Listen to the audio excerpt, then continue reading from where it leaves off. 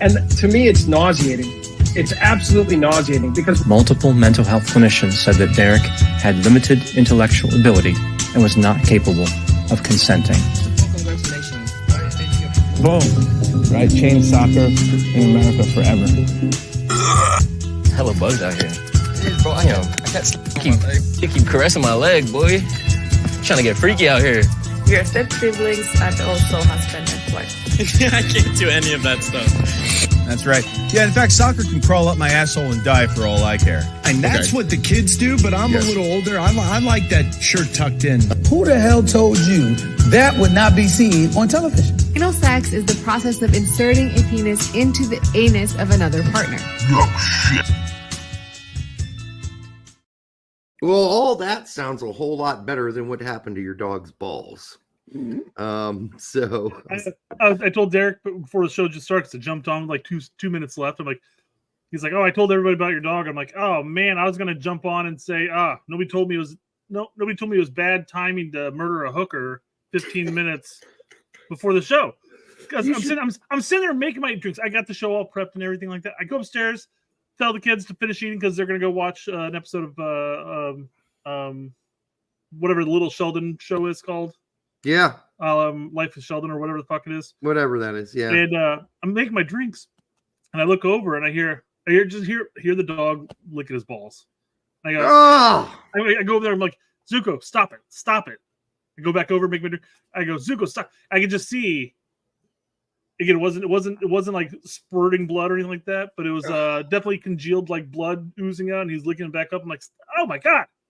Oh, they get down here.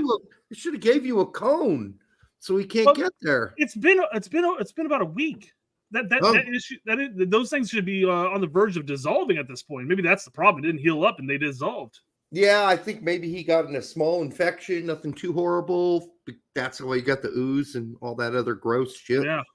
Oh man.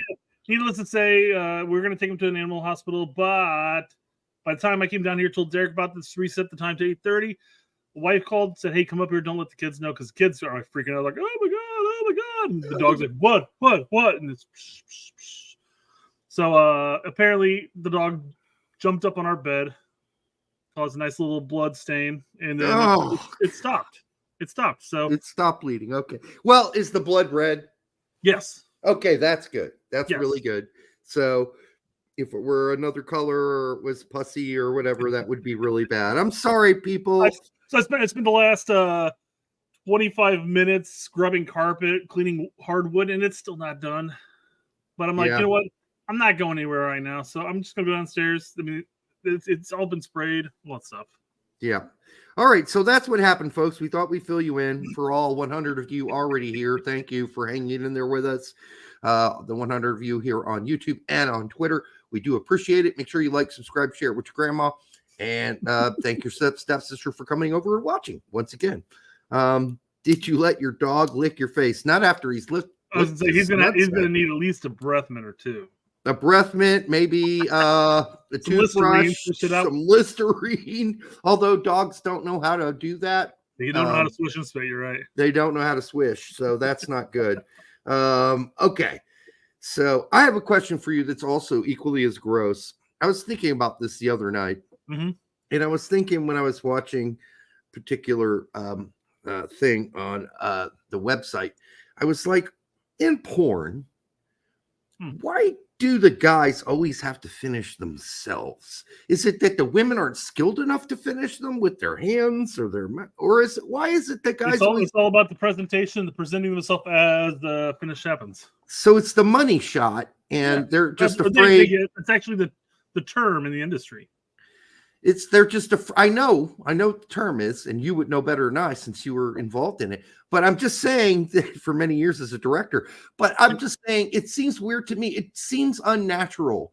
I mean, in many ways, if I'm the guy, I'd rather her finish me than me finish me. I don't know. That's how I personally feel. And thus I find that particular part of porn to be extremely awkward and weird and not very pleasurable. That's just my personal feeling. I think that should stop this whole dudes jerking themselves at the very, very end after the woman's done all the work. He's like, takes her hand off and says, no, I'm finished this and you're getting a money shot. Whatever that is, I think that's retarded or bad. Excuse me. I don't want to use the R word. Yeah. So apologies there. But it's bad. And I think it's poor taste and it's just not very well done. And it's been going on for so long. I didn't really register for me, but the other night it did. I'm like, this has been going on for like 40 years, 30 years. This has been going on. It's poor. Let's get it fixed. I just always find it weird that they have compilations of the finishing act. I don't get that part either. Like, I don't want. Wait, what? No, I don't want that compilation at all. What are you talking about? Yeah, even in the GGG things, we're not talking about Greg here. German Good Girls. I mean, what is that? Like, just let her finish. I mean, she's worked her ass off for 5-10 minutes. Let her finish the job. What the hell is going on? All right.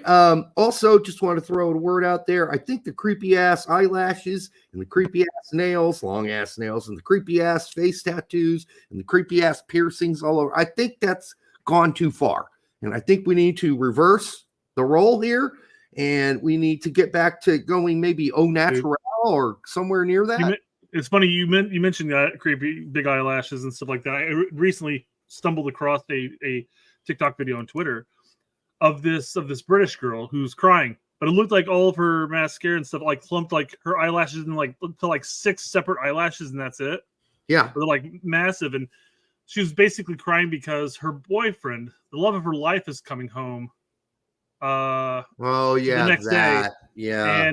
And she has all these fucking hickeys like all around. She looks like a fucking leopard. Just like hickeys everywhere.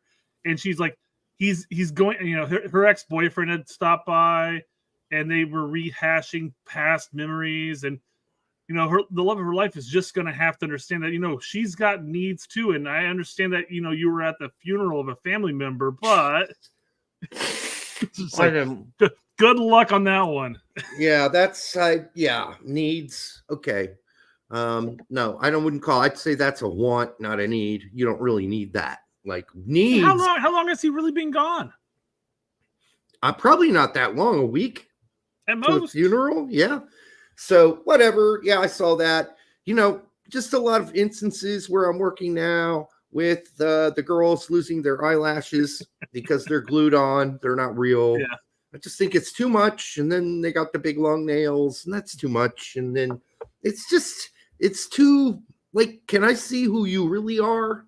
That's what I want to see, who you really are. I don't, this is like a mask almost, anyhow, old school, I guess. All right. What else we got? That's all I got, Brett. We got a lot of show here. Kumar said that she should claim it's eczema or a really bad contagious rash. How about herpes? Or you could just say, hey, hey, honey, why don't you stay there for a couple extra days? I've got the flu and I don't want you to get sick. Or something like that. I got the beer bug. Yeah. And it's really bad. Don't even come in the room. Or, I've got herpes simplex C. Not the bad one, but like C. So here's some other things besides the eyelashes and long nails. Septum piercings are unattractive. Just not into it either. I just like au naturel. Like you just came, like you were when you were born. Just, that's how you should be. I mean, you can get tattoos and all that's fine, but no, all over your face. It's kind of weird. Those long nails are dangerous, and they are dangerous. They are dangerous. Many particles of poo on it too. And God knows what else they pick up along the day. Gross, nasty. And they're not yours. They're not yours. They're like fake looking. So anyhow, it's funny. This seems to be a thing amongst our listeners. Nobody likes that piercing. Yeah. Well, I don't know what everybody's saying about the fake nails and the fake eyelashes, but those aren't very great either. When it gets to the point where you look like a cartoon character, you're like a caricature of yourself. Yeah, it doesn't look like a real person. I know those aren't your eyelashes. Nobody's eyelashes are 1 inch long. And I know those aren't your nails either. Okay, yeah. I just know they're not. By the way, for the 169 of you in here right now, yes, hey, nice. For once, Derek, you're right on the number. I know, I got right on. And make sure you like, subscribe, share it with your grandma. All right, Let's move on, Brett. Let's move on. We got Move so on much to cover. We talked about dogs. Now sad. And we talked about porn, and that was confusing. Sad. Sad. Yeah. But how can porn really be sad? It's not sad. It's disappointing. But let's move on. Things always happen in threes, right? Yeah. Let's continue with the sad train. Okay. More sad news. Oh, yeah. Good old James Earl Jones died at 93. Yeah. You know, 93, that's a long time to live, dude. That's a hell of a fucking life. But yeah, it still sucks. I guess his upcoming cameo on the new Disney Star Wars was never going to happen. Is there really something happening there? No, they'd AI the fuck out of that, if anything. Yeah. He's 93 years old. Yeah, if they use him, it'll just be like a generated version of him anyhow. Well, shit. How old is Clint Eastwood? Let's just check that out real quick. Clint Eastwood, how old is he? He's got to be in his 90s too, early 90s would be my guess. Clint Eastwood. Are you saying Clint He Eastwood? is 94 years old, but he is still plugging and chugging though. I don't know about chugging, but he's plugging. Yeah. I mean, I guess Gran Torino was a little while ago, so it was, and it's been. I guess I really haven't seen him since then, but yeah, he's right. 94. So yeah, but I mean, I guess when you look at it like that, you look at he's no Paul Walker, you know. Mm-hmm. You know, no Ryan Dunn, and they're not dying in the prime of their lives. Ryan Dunn is more of a C-list celebrity than James Earl Jones or Clint Eastwood, but Clint Eastwood and James Earl Jones are legends. They're fucking legends. By the way, tonight I am drinking a new one. I don't know if you can see that. Let me see. God, how do I get it in front of my face? I'm trying.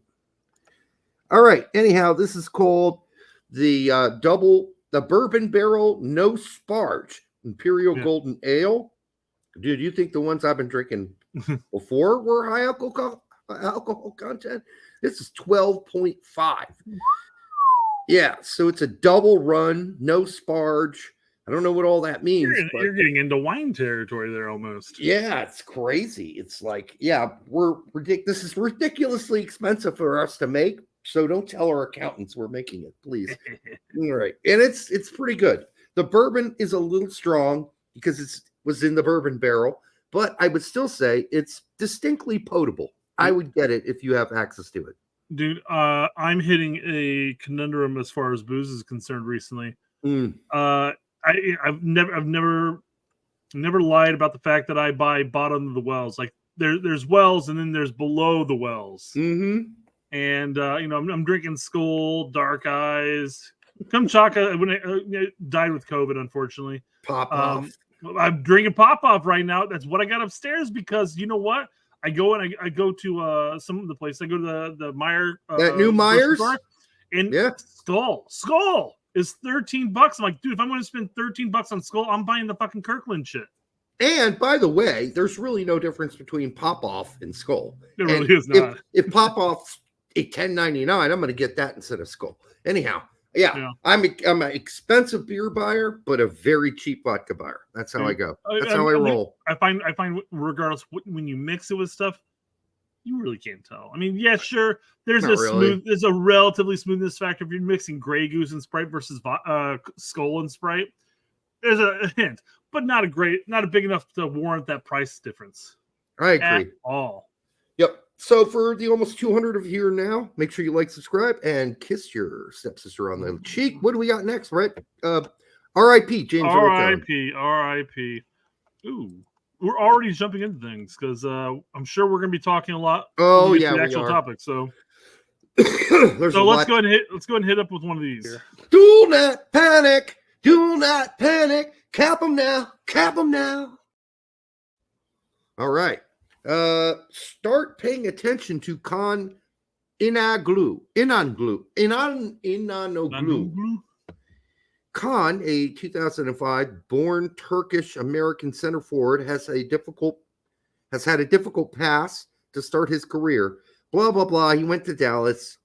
Blah blah blah. Blah blah. I mean, he does write an entire history of I'm not reading all this. He went to Duisburg, started out with Duisburg's U19s. I'm just summing it up for you. Dallas native was so impressed last season. He earned 7 Turkey U19 caps, even scoring on occasion. Listen, time to let go. He's playing with Turkey's youth teams. I mean, to be fair, though, Esmir played with the U.S. youth teams, and now he's a Bosnian. Okay, listen, if he's not good enough for Turkey, who he clearly favors, all right, and he's probably not going to be much better for us. I mean, I don't know if he clearly favors. I mean, maybe the U.S. just hasn't come in knocking. That's happened before. Maybe you take the call. It's what you get, man. I just seriously doubt he's that interested in playing for us. It's fair. That's fair.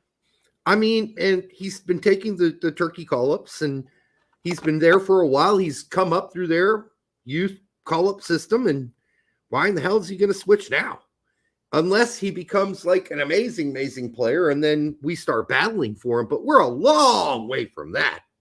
Mm-hmm. And I think making these sort of declarations this early, I don't think they're helpful. And what do you want us to do? Beg him to come play for our youth teams? I don't know. We could. I suppose we could beg. I'm not into begging, and I don't think begging's necessary. So nope. And we're going to get into the heart of the matter here. Pun intended.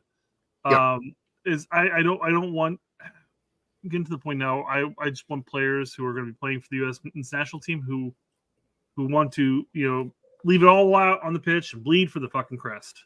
Yeah, because it seems like there's a little issue with bleeding for the crest right now. It just seems sort of like I'm getting. And it's not just the foreign players. It's not just the dual nats that are having that issue, by the way. I find that the dual nats are probably the least of my concerns right now. No.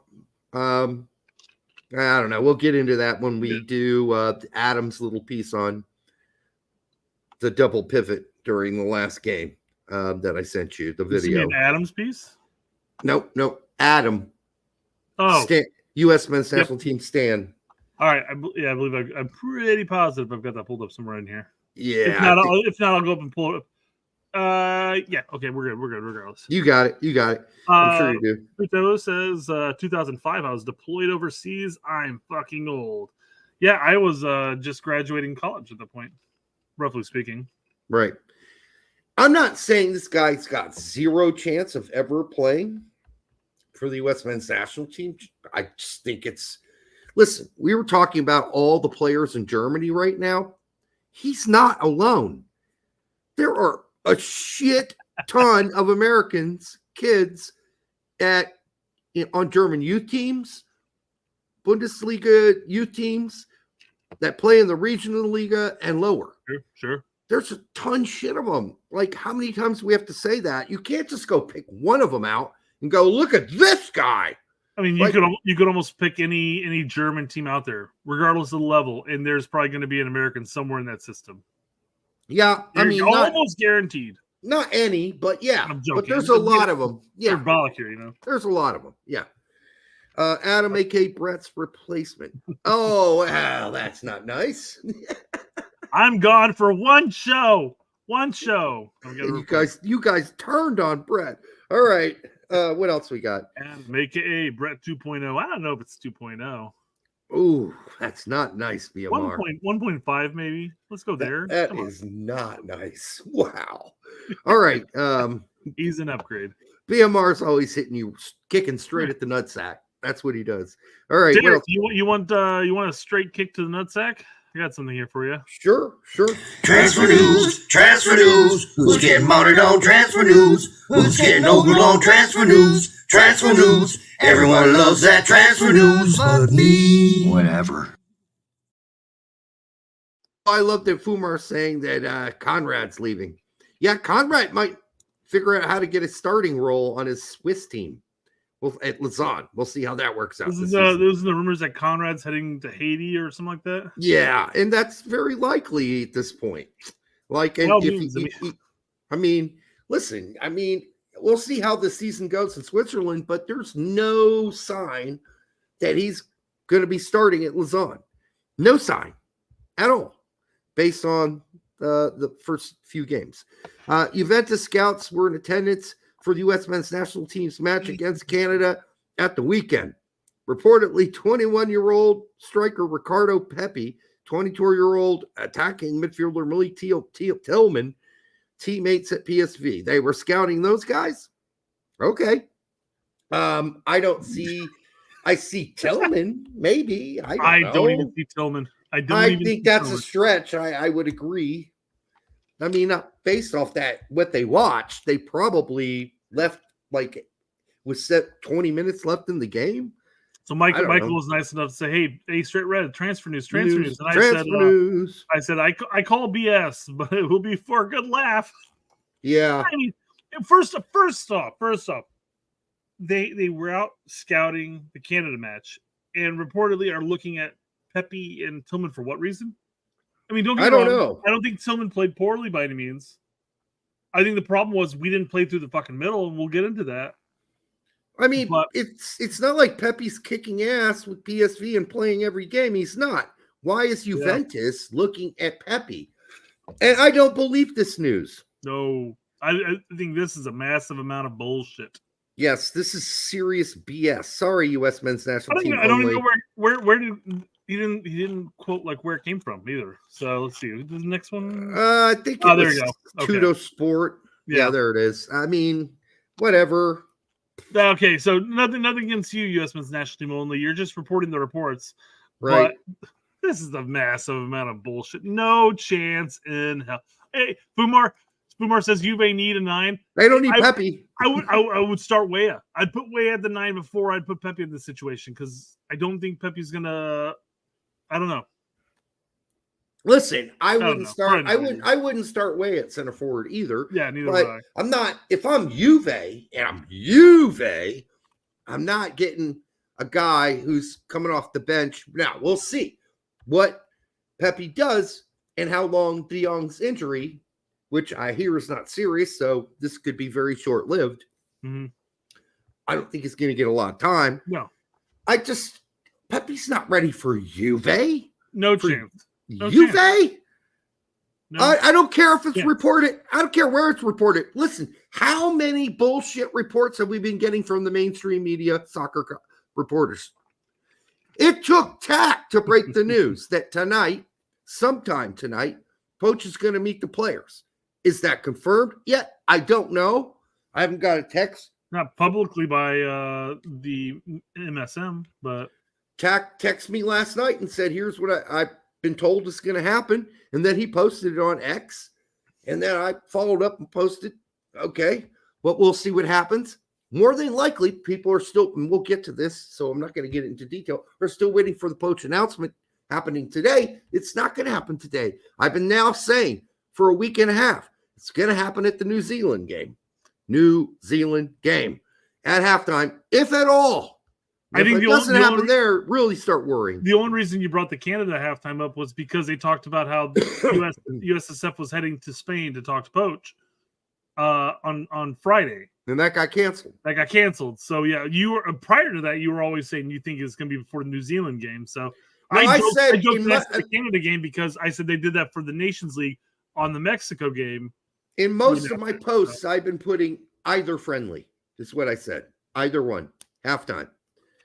So Placata says these two have always hated Pepi because they are Sargent fans and don't like that Pepi is better. I love Pepi. First off, we have no problem with Pepi. In fact, we've talked about him pretty positively actually. I will say yes, I'm a Sargent fan, and I will absolutely start Sargent over Pepi any day of the week. But that's just me. I don't know about Derek. I don't want to speak for Derek. Now we'd be called fucking Pepi stands on this because we're like, well, what do you expect? He's behind De Jong. Of course he's not going to start for PSV. Like, that's an excuse. It's a legit excuse. But if you're Juve and you realize De Jong's still on PSV and Pepi's hardly going to get to play this season, why is Juve scouting Pepi? I mean, what is he going to bring that he's showing club level day in, day out, game after game? He can't. Yeah. Because De Jong's the man. So we got nothing against Pepe. He's just in a sticky situation. Yeah. So, but when he played last season, he scored a lot of goals with the minimal minutes he was getting. Yep, the minimal. Yep. There's that. Now, Tillman, I think, has got a high ceiling. I don't think he's quite worked out how to play, although he wasn't one of the problems in the last game versus Canada, because when he touched the ball, I think he did some pretty good things here and there. But yeah, I mean, he's got work to do. Oddly enough, and I was going to say this was probably one of Tillman's best games for the U.S. men's national team, but that might have just been because the rest of the team sucked so bad that him performing adequately may have looked great. Mm-hmm. Well, so, that first half, we'll get into this. We'll get into it because I don't want to dive too far into this. I don't think either of these players are heading to UVA by any time soon. No, they're not. No, they're not. But I thought it was fun to bring that up. Have a good laugh. Lol, So. Yeah, I mean, if you're asking me if Tillman's ceiling is as high as Reyna's, I mean, I don't think so, but that could change because that's on Reyna now. Yeah. That's all on Gio. He's got to do something this season. He's got to fucking work it out and demand to be on the squad and start occasionally and at least get 20 or 30 minutes a game. And this is ridiculous. So yeah, if he doesn't work it out, he will be gone. And Dortmund will take the loss they were trying to avoid because his market value is down. What did we say? Like $20 million? Well, he was at 40 at one point. He was 18. He's 18 I don't know what his current value is. $22 million they have lost just on. They also lost money on other youth players too. Sure. Yep. And it amounted to 80 million. So, Dortmund can't afford to lose that kind of money. That's their bread and butter. Buy them young, develop them, sell them big prices. So there we go. Yeah. Well, I mean, I know we're only like nearing 30 minutes into the show, but we're already in lieu of hitting our actual topic. Do you have anything else you want to bring up? I guess game? I sent you a myriad, so they're all going to kind of blend together, but it's not all the same topic, really. I mean, it is if you put it under an umbrella, if you wanted to, but yeah. Yeah, let me just scan through your search or your PM real quick. There's some horrible posts by people. Horrible posts. Just some of the worst. I'm thinking of, and no offense to them, but I mean, this whole idea that people were upset that anybody's like, well, yeah, we were still using Berhalter's system. Oh, so you're saying it's Berhalter's fault? You know what? We don't even got to get into the game before we touch that up. Let's go ahead and touch that topic, right? Mm-hmm. So that is the big thing. People are talking points like, oh, Berhalter hasn't been the U.S. men's national team coach for like several months now, and you're blaming him? Yes and no. I'm not blaming him personally, but I am blaming him for the system he has implemented into the U.S. men's national team. And yes, Jesse even talked about how Mikey is I don't want to say stooge by any means, but a Berhalter light. And he talked about how he came in expecting how the U.S. was going to play, and that's how he played against it. Yes. So I mean, we got the Jesse video, by the way. Yeah, we'll cut into that here. Okay, just a little bit. So Charles Bohm.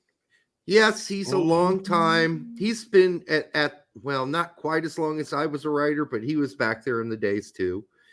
And I don't really. We never had Charles on the show. No. Chuck, as his friends call him. Varas didn't have time to change much. Disciple is a good word for it. I think that is what he is. Varas is a disciple.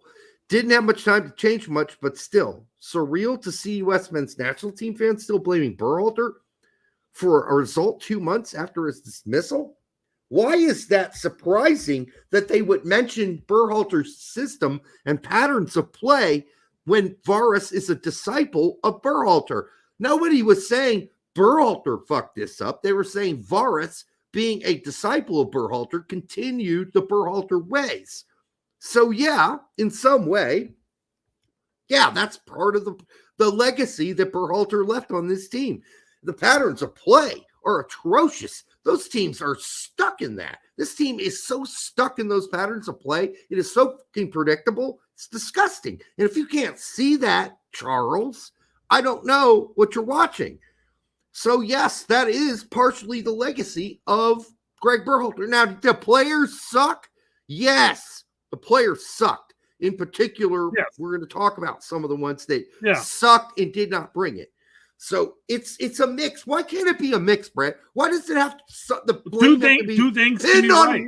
Yes. Why does the blame have to be pinned on one person? Well, nobody's the players of the coach, right? No.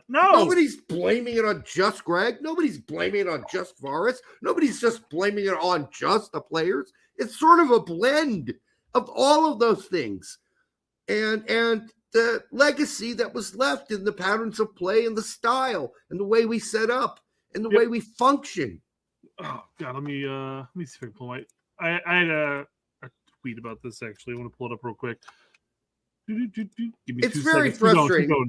That's all I can say. It's very frustrating to hear people say it has to be one or the other. No, it doesn't. I said this clearly on X last night and everybody shut up after I said it, but it was like, listen, if you want to live in a black and white world, you just go ahead and do it. Everybody that knows this program knows there's more than one person to blame. There's several players, more than several players to blame. There's Greg Berhalter's legacy and what he left in patterns of play. And even, what did Tab Ramos say not long ago? He said, it's going to take a while for us to stop playing like this. This has been ingrained in these guys for 6 years. It's not going to be an overnight switch. They've been told how to play for 6 years, and they are ingrained in it. It's going to be an overnight switch because you start calling in other players to change how they play. Yeah. So, I mean, to that point, I quoted him, and I said, pointing out the system Greg helped create for the last 5 years as being partially at fault is not blaming. The game plan is boring and predictable. Jesse said as much, but I haven't seen a single poster shift the blame completely off the players because nobody is. No. I haven't seen a single person say, oh, this is solely on Greg or this is solely on Varas. Everybody's saying, dude, the players fucking sucked. That goes for Cat, that goes for Pete, that goes for Adam, that goes for us, and the people in our basic orbit. Nobody. And we're, of course, the soccer independent soccer terrorist commentary, right? We're the horrible people. No, not a single one of us came out and said, this is all on Greg Berhalter. No one did.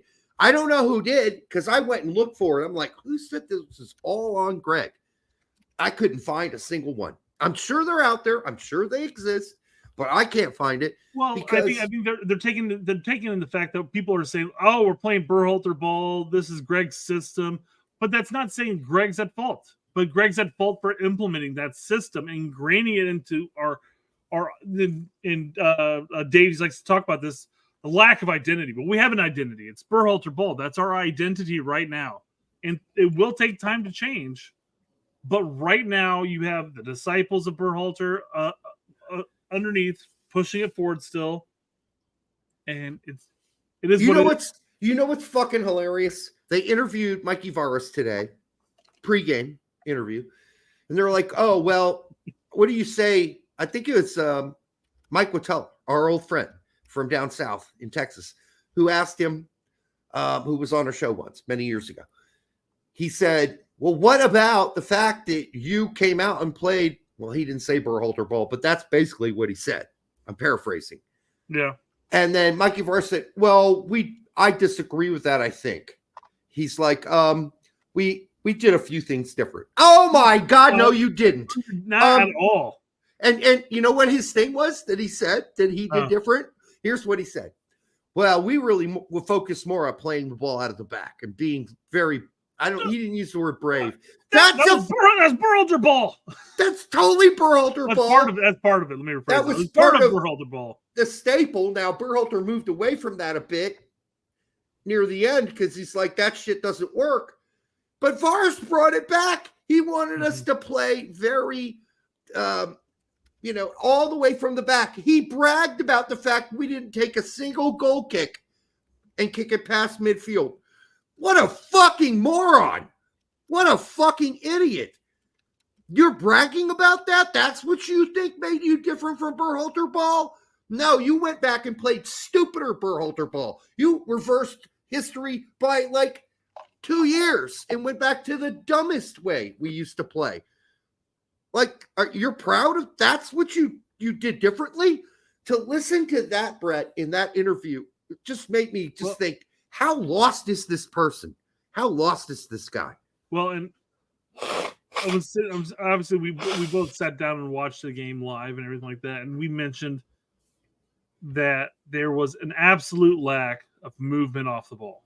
Yes. And the first person that came to my mind thinking about that too was Colin. Oh, Colin Reese. Yeah, I know. Colin talks about it. And he's 100% right in that front, though. And the problem was under Mikey, it was even worse. Yeah. It was worse. It was like they put a spotlight on the fact that nobody fucking moved. I mean, Musa and Johnny might as well have been lighthouses. That's how much they moved. Yeah. And it was so obvious. They were like, okay, just kick it to Johnny because we got that shit covered. Oh, yeah, kick it to Musa. We got that shit covered. We know what you're going to do. We got you totally covered. You stupid idiots. We know exactly your patterns of play. You think we're dumb? Jesse Marsch is saying you think we're stupid? And Jesse said in his interview, well, I knew that Mikey Varas is basically a protege of Greg, and I knew he would come out and play just like Greg. And so we knew exactly what they were going to play like and the patterns of play were going to be like, and we kicked their ass. He didn't say that, but he could have. Because, well, he said we dominated the ball, we dominated the game. This is basically saying we kicked Mikey Varas's Berhalter version of U.S. soccer into the ground.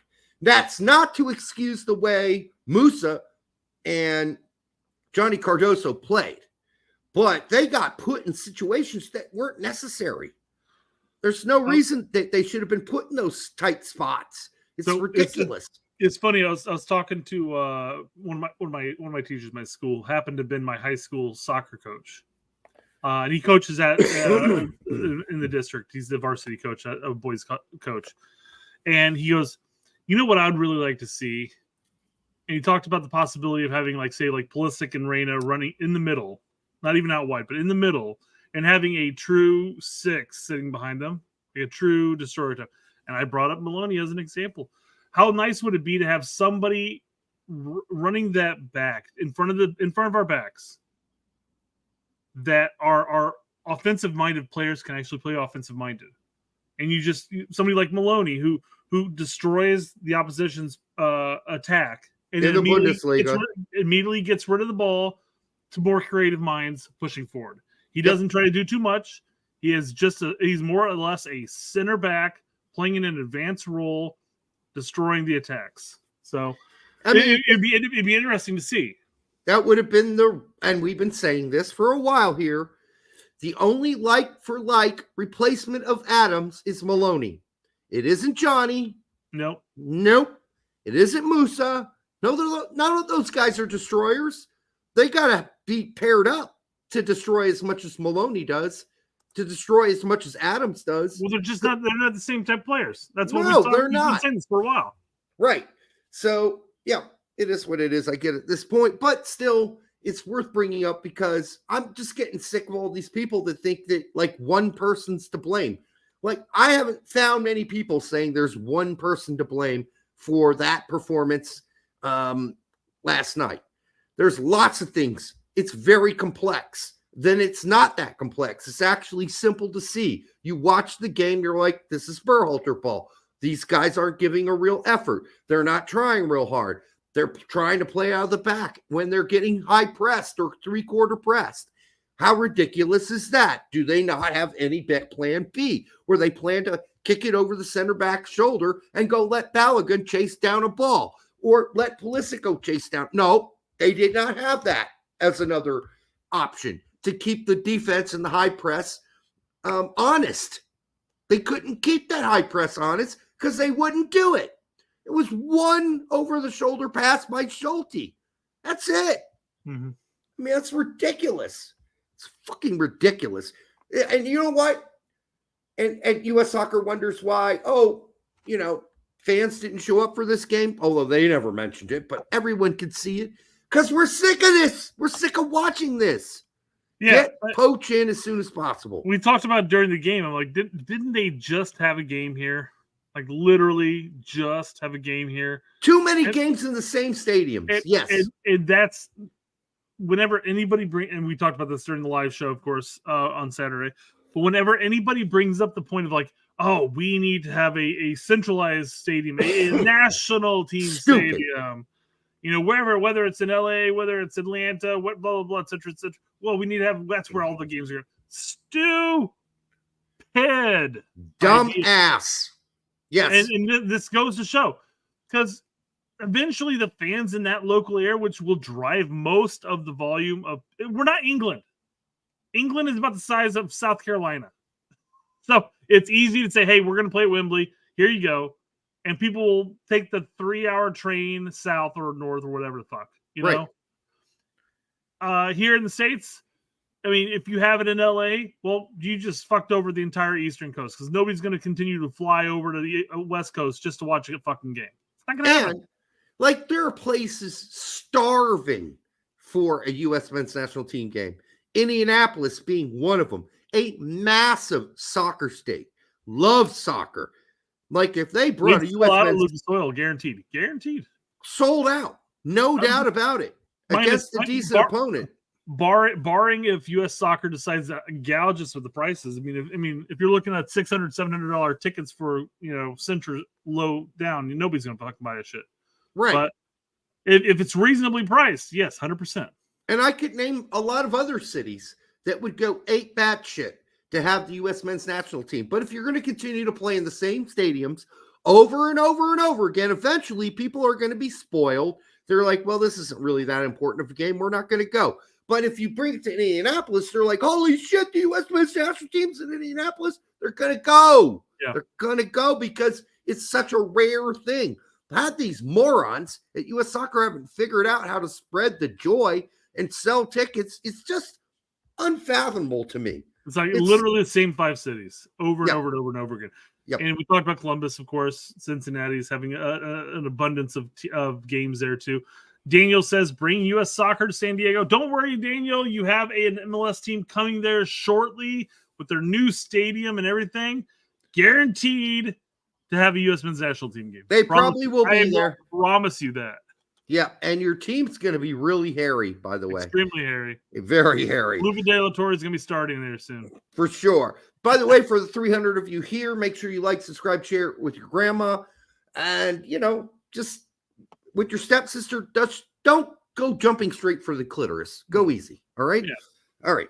So don't go jumping straight for the clitoris. Yeah. Nobody expected the Spanish Inquisition. That's what it sounded like to me. It's the same guy, actually, from Monty Python.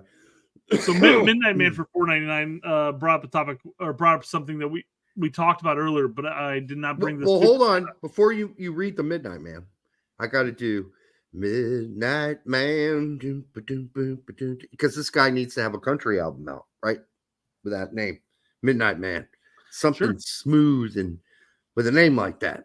For $4.99. Thank you, Midnight Man. I'll let Brett continue now. He says, thoughts on the reports for Juve scouts at Saturday scouting Pepe and Tillman. They didn't make the case with their performance to Juve. Yeah, no. No, we talked about that topic before I even pulled this up. I looked at the super chats. I saw you go, fuck, that would have been a great transition. But nope, butchered that one. That's all right. I want to bring you up and talk about it a little more there. We did talk about it.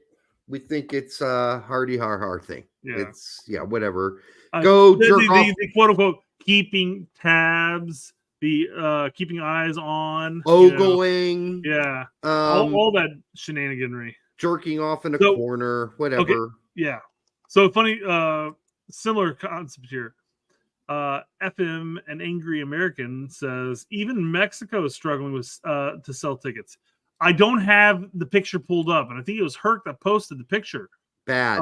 But it was like an empty stadium. Now, I don't know how early that was prior to the game. Maybe it was still warm-ups and people were still streaming in. But one would imagine that would have been filled in a lot sooner at that point. But listen, you can only disappoint fans for so long before they go like, yeah, I don't think they really care. And if they don't care, why should I care? Yeah, exactly. Yeah.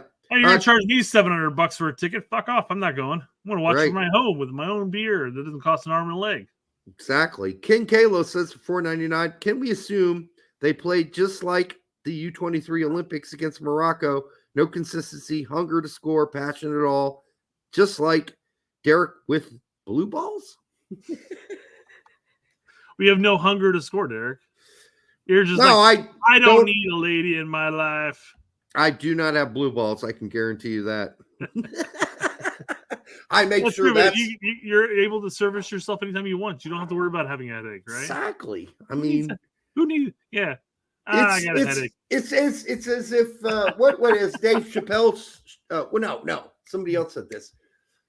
It's that jerking it when you know no one's home. That's the best feeling, right? You know you're not going to get caught. There's no worry. Was it I think it might have been. It might have been, but I do think it might have also been what's his face from Saturday Night Live. I think it's more him. That would be my guess. Not Dave Chappelle. Chris Rock. I think it might be Chris Rock. Anyhow, but he's right. There's no better feeling than knowing, you know what? No one's around. No one's going to be around. Well, it's my time, baby. Brendan says it is Chris Rock. It is Chris Rock. I think it is Chris Rock. Louis C.K. does not follow that. Louis C.K. does not follow that. No, he likes to have an audience. That's a little different. Yeah, I agree, Chris. That's that's what led to his issues. An Angry American says only 26K tickets of the 92K tickets were sold at the Rose Bowl. Yeah, ouch. All right, so from when Herc did post that picture or video or whatever, the stadium did fill in more because it looked like there were like a total of like 300 people out in the stadium. Yeah. So I hate it when people take those photos too early. Yeah, wait until the game, like halftime. Not even halftime, actually, before halftime. A little bit. Maybe after halftime starts. At least wait till the national anthems or something. For Christ's sake, don't fucking start a narrative on your own. It's because you want to start a narrative. That's the thing.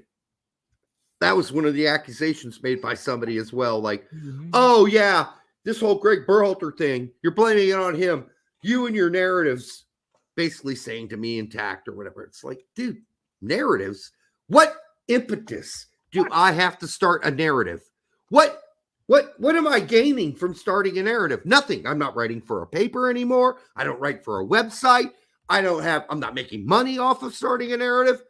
I'm just telling you the truth in the way I see it. If it's not the truth, that's the whole my opinion. That's the whole clicks topic for you, right, Derek? Like, oh, you're just posting this for clicks, Derek. Why? Why would I do that for clicks? I'm not blue checkmarked. You wanted to do it for clicks, and I keep telling Derek this. Post that shit on the Straight Red Card site or page, Twitter handle. I don't know because you don't know how to switch. You don't have that. I don't know your password. No, I could have sworn I gave that to you. Regardless, it doesn't matter. Derek, you need to start putting your really good topics on TSRC, and we need to get monetized on YouTube or not YouTube, but or Twitter, because I want to start making up for the money we're spending for the blue check mark. Yeah, I know. And I do my damnedest, but I am just not the draw when it comes to quality posts, and since that really draws people's eyes. I don't know what I make good points, and I make funny posts, but I don't draw enough. Whatever it is, whatever magical capsule you have. I don't know either. I don't know what it is. I don't know what it is. I have no idea. But all right, all good news though. All right, where are we moving on to now? We're gonna move on to a little Mikey Varas talking about some aspects of the game. Oh, by the way, Brett, in that show I am playing October 11th in Bloomington, Indiana, which is the where at Bloomington? I am playing it. I can't remember the venue, but I'm playing a festival of 90s bands who are it's like 25 90s bands coming back from Indiana / Blind Melon coming? No, And it's my last show I'm ever going to play, and it'll be in Bloomington. And what I said to the guys was, all right, here are the 12 songs we're going to play, plus I'm adding one. And the one I'm adding is Lay Lady Lay, because if I don't get this song out of my head, it's going to kill me. So I figured if I performed it live, it would get it out of my head, right? Lay Lady Lay, lay across my big brass bed by Bob Dylan. I have to get that song out of my head. It's got to go somewhere. It's been in my head for like 6 months. How long has it been? Forever? I wake up every morning and it's in my head. So I'll pull up. It's not being ignored, Colin. I tend to look at the chat and then I look away from the chat, and I just happen to miss some comments here and there. Yeah, Juve's not. He mentioned how Juve may not be interested in Tillman or Pepe, but they are interested in Jonathan David, and they talked about this over this past summer window, but obviously nothing came to fruition, and he's still with his current club. Yeah, I mean, if I have an option between Jonathan David and Ricardo Pepe, I'm taking Jonathan David. A very good French club, by the way. Yeah, so, sure. You know. BMR says, Derek, you should come to the Rose Bowl. You might draw more than Mexican national team. I don't know about that. I don't think anybody out there really knows. But remember, price tickets properly. We stopped touring in 2004. All right. So it's been a long time. All right.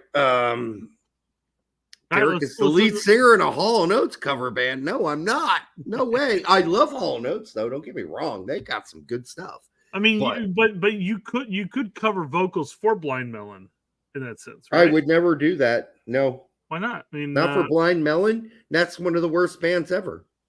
I mean, they're local, so suck it up, Buttercup. No, I don't care how local they are. They're from Muncie, right? They're Muncie boys. Yeah.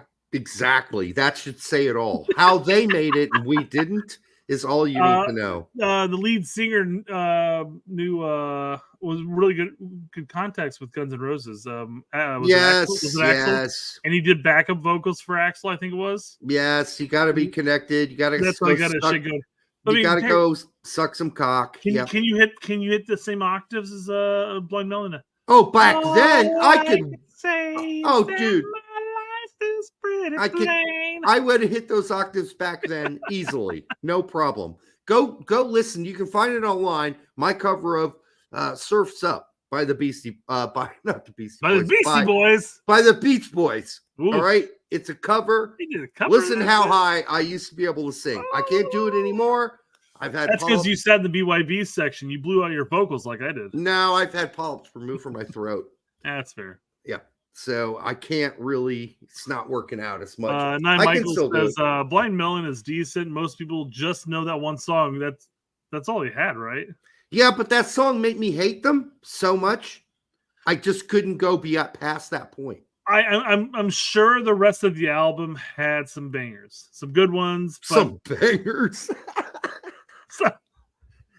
But the problem is, man, you can't get past when you can't get past the stuff that's marketed, the stuff that's played on the radio.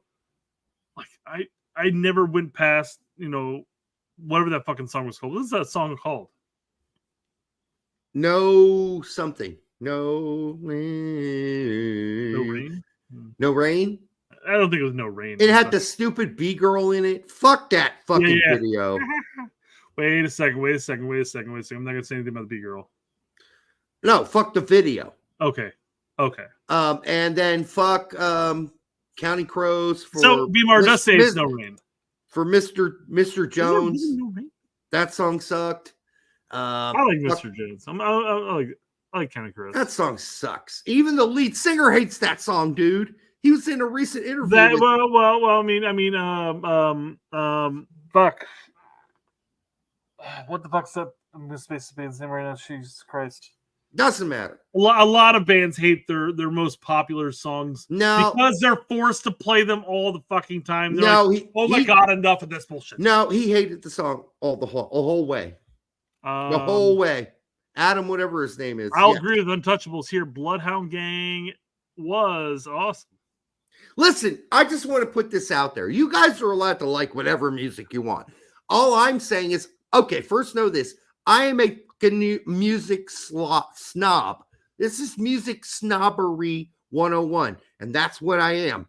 And I'm very picky, always have been, but don't let my very picky ass attitude change whatever you love. Love whatever you love. Bloodhound Gangs changed the tune of you're just another brick in the wall to you're just another prick with no balls. And I mean that's genius right there, Derek. You can't deny that. Okay. You can't deny that. It's funny if his name was Weird Al Yankovic, but well, I mean it wasn't a spoof. It's not Weird Al territory, not at all. It's still a song, but it has a punchline the same with that thing. Yeah. Okay, that's fine. I'm sure he had to pay some money to Roger Waters for that, but all right, whatever. I'm sure he did eventually. Anyhow, I am not a music slob. I am a music snob. BMR, there is a difference. So hold on, let's back here. Colin does say that Derek, there's kind of Crow's cover of Friend of the Devil on Howard Stern. He says it's really good. I'll check it out. I guarantee Derek will like County Crows. I wouldn't guarantee anything to me. Derek, actually, we talked about this in a different show. Actually. Derek has turned a leaf over on the County Crows and says, okay, well, they're not as bad as I thought they were. They weren't. I had an irrational hate for them, and I'm not saying they're great, but that's not what I said. What I said, Brett, that's not what I said. I said I like the lead singer. It gets my testicles tingling, is what you said. No, that's not what I said. I said sorry. He was an interview with Joe Rogan, and I watched the interview, and I really liked his honesty and his frankness. I really like him as a person. And I only bang prostitutes to listening to County Crows. Okay, you're stretching it too far. You really are. Anyhow, there's which part, the prostitutes or the County Crows? I'm just saying there was so much great music in that time period, and to pick Counting Crows and Blind Melon as your favorite bands was a waste of your taste. There was great bands at that time, like just putting out great shit. The Pixies. I mean, even REM was still putting out great shit back then. In those days, you had Nirvana was just coming out, and there was so much out there. Pavement, Sebado, so many great bands. So anyhow, whatever, we can move on. Let's move on. Chris Gary says Billy Joel doo-wop sucks. Quoted by Derek and Step Brothers. Yep, it's true. Yep. It's bad. It's bad. It's the worst thing he's ever done. What's your thought on Rage Against the Machine? Back in the 90s. Back in the 90s. Great. 90s. Not current. Great in the 90s. Sucks now. Fucking sell it now. They sell out now. Yeah. Rage out for the machine at this point. Rage for the machine. For the establishment. Yeah. 100%. Okay, so it was Radiohead that I was going to bring up earlier. Radiohead. They hated their for good reason. Creep was a fucking loser ass Steel song from Bread. They stole the chords from Bread. They even had to pay Bread for the music and for the tune itself. Well, he talked about the reason why he hated it is because every fucking stadium they went to, they had to make sure they played the song, because otherwise the fans would fucking revolt. They don't play it anymore because they don't need to. Because the musical geniuses that they are, but they came back playing it though. They started playing some of it now. I'm not saying they played all. I don't think they did. The catalog is so full they don't need to play that song. They really don't. They're those guys are fucking geniuses. Radiohead makes me want to quit music. That's what they make me want to do. I listen to Radiohead. I'm like, fuck it. What am I going to do? Beat that? I'm not going to beat any of that. I mean, not all of it. Some of it's garbage, but a lot of it is so amazing. It's like, yeah, I failed to do that when I was at my peak, and they're still at their peak. Well, I don't know if they are anymore, but they were for a good 20 years putting out great music. So it's just fascinating going back and watching some of their videos of them singing like late night shows and stuff like that. And you could see Thomas with his like bleach blonde, like long white hair, and you're just like, how the fuck did they make it? I mean, how did they last? That haircut alone should have ended their career. But he was a creep. Audio Slave was good. Alice in Chains had their Chains moments. I like Alice in Queens Chains. of the Stone Age, underrated. Yeah, I agree with saw that. somebody mention Pavement earlier, especially Crooked Rain. Amazing album by Pavement. Yeah, there's lots of great stuff from the 90s. If you missed it, go back and look at it. Go take a Afghan Wigs, one of my favorites, Anthony. Many Kisses. Many I don't Kisses. know who the fuck that is. Oh God, one of the best. I might know who the bands. fuck it is. If I may not know. I may not know the song to the band. I may know the song, but I may not know the song to the band. They never really had a big hit. Then no, I don't know who they are. Then They are a true indie rock band. I think they were on Sub Rock as well, I believe, but I'm not sure for 100%. I saw them live here in Bloomington, and actually he was on stage and he was saying something at the time. This is in the 90s, late 90s. He's like, "Fuck George Bush and fuck Indiana." And I was like, "Yeah, fuck George Bush." And then he came over and he was going to kick me in the head. He was like, "I'm going to kick you in your head." I'm like, "Why? I just agree with you." What a dick. What a dick. All right. he's the one that says he's going to go to a Korn concert soon. Korn's still kicking it, man. They're still good. I hope you get some good, fresh Indiana corn from that. Yeah, the Korn. I mean, they're a fun live band. Don't make me get into corn. I'm gonna get into Korn. Sonic Youth. David Bowie, awesome. Mudhoney had a couple good ones. Limp Bizkit, no, can't do that. You know what? The more I've been rehashing into my Limp Bizkit, I'm like, this is still fun to listen to. So it's not great music by any means, but it's still fun to listen to. It's so telling with your generation that your band sucked so much more than ones that I had when I grew up. It's so sad that that's like a good thing for you. But anyhow, I'm saying it's fun to listen to, Derek. I'm not saying that my mind was fucking blown. And I saw the the center of the fucking universe by listening to them. I'm saying they're fun to listen to. YOLO Tango, another good one. With you, like your band, the bands of my generation were literally you guys growing up at the same time. So you grew up in the same. Not you grew up. Sorry, you were playing with the same bands that I was growing up with. So it's on you now. It's on you. Yes.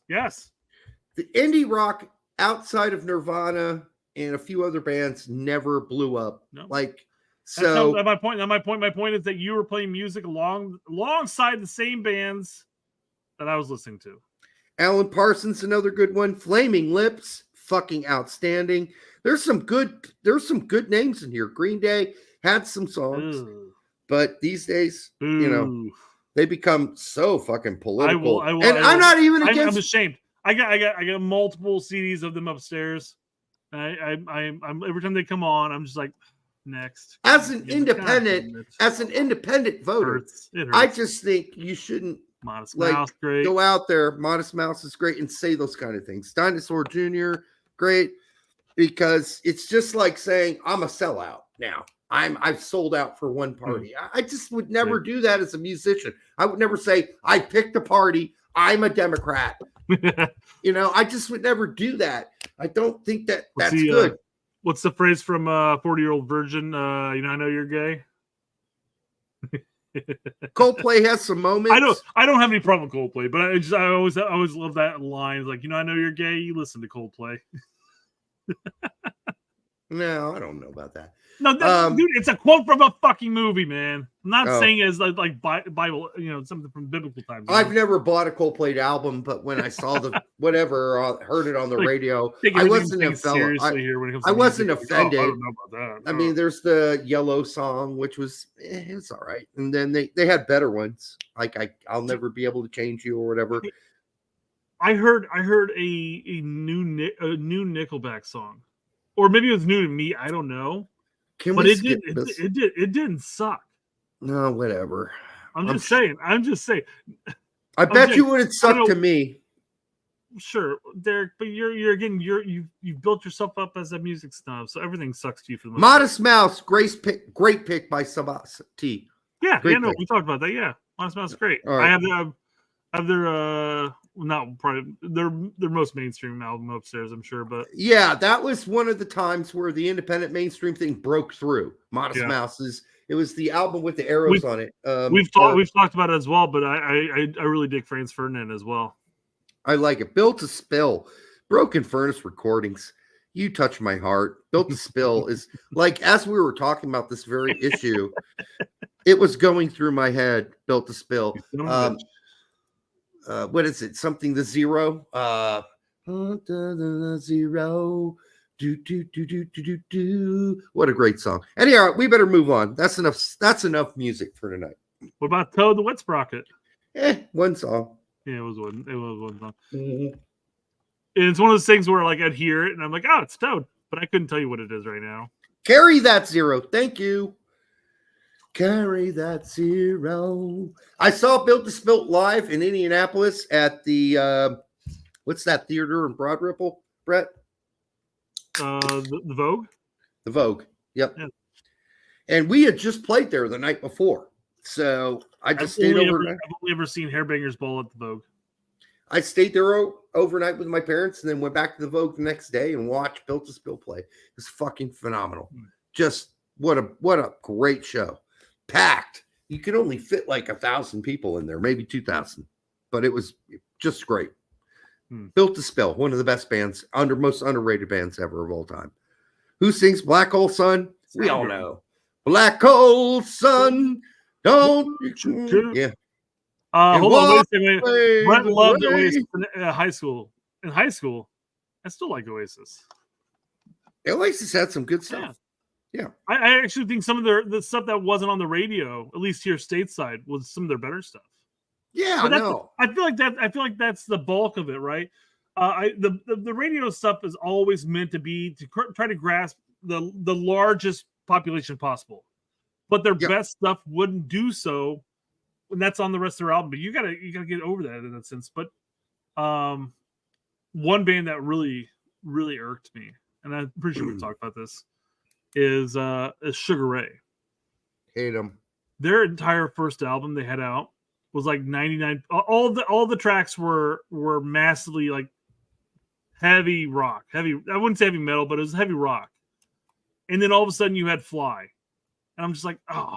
Fuck off. And that's what they got. They went with that soft rock bullshit the rest of the time. Like, fuck off. Yep. You sold out, motherfuckers. Jane's Addiction, good one from Broken Furnace. Great quote in one of the albums. Some people should die. Some people should die. It's just unconscious knowledge. Remember that quote from that album? Sonic Youth. I mean, Sonic Youth was like the foundation of me growing up as a teenager. So yes, Sonic Youth is badass. At least 3 albums in a row, badass. So Frank Kessler, when are we going to talk about U.S. Soccer Highly Dolo? All right, we'll move on. It was fun to talk about music. I really don't even know we got on that tangent. I don't even know what started that shit. I don't know, but we kept it going. Yeah. Well, the chat did. We got Mike here talking about the game.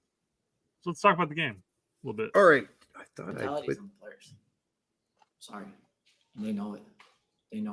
He's a very soft-spoken person. He backtracked on this today. Could you imagine?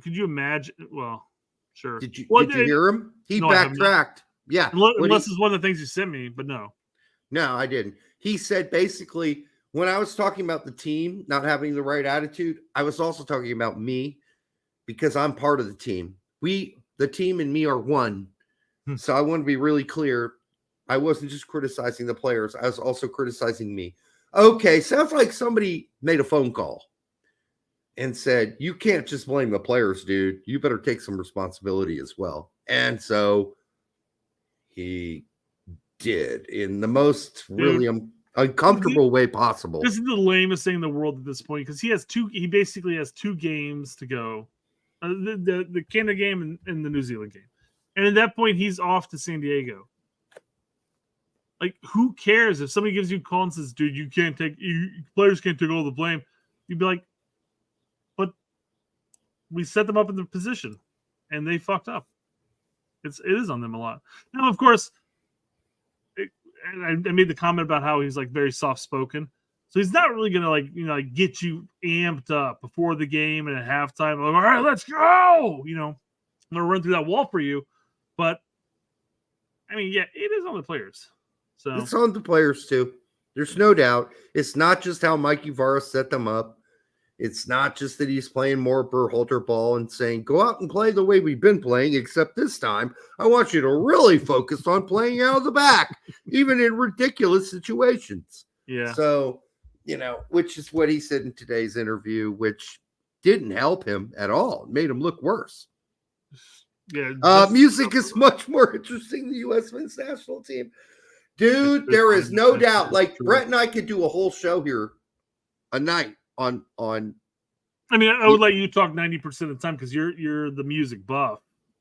But I mean, I still have my tidbits and I'll jab in there.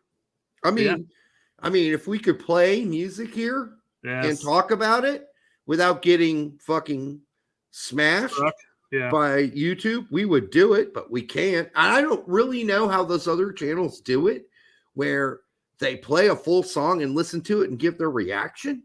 I really don't know how they do it without getting totally crushed by copyright.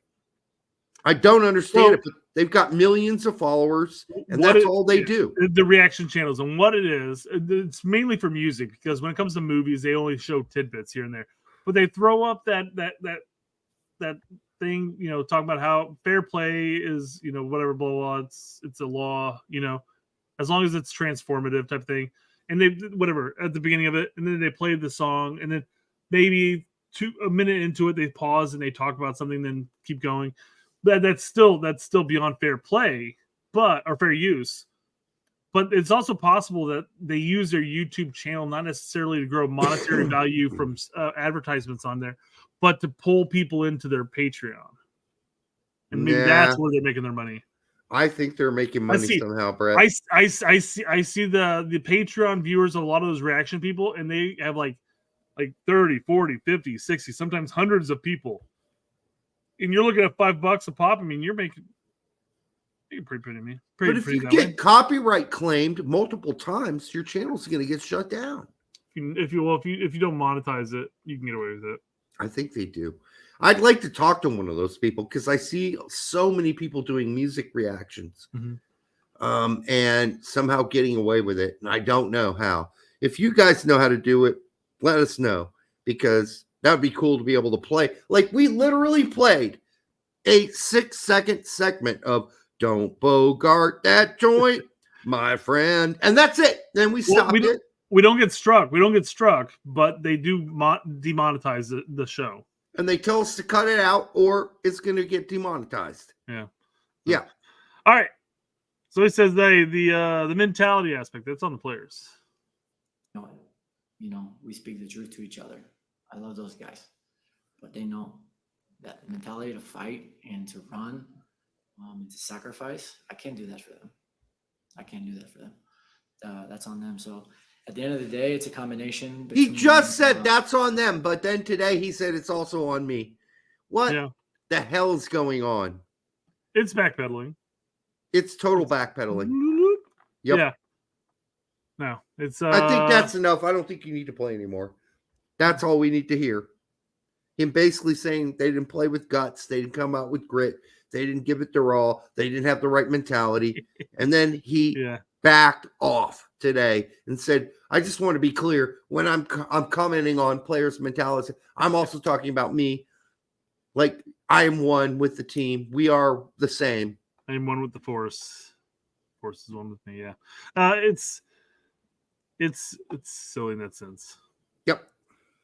It is. Yeah. Everybody's recognizing that, man, he is so soft spoken. Yeah. You could barely hear that.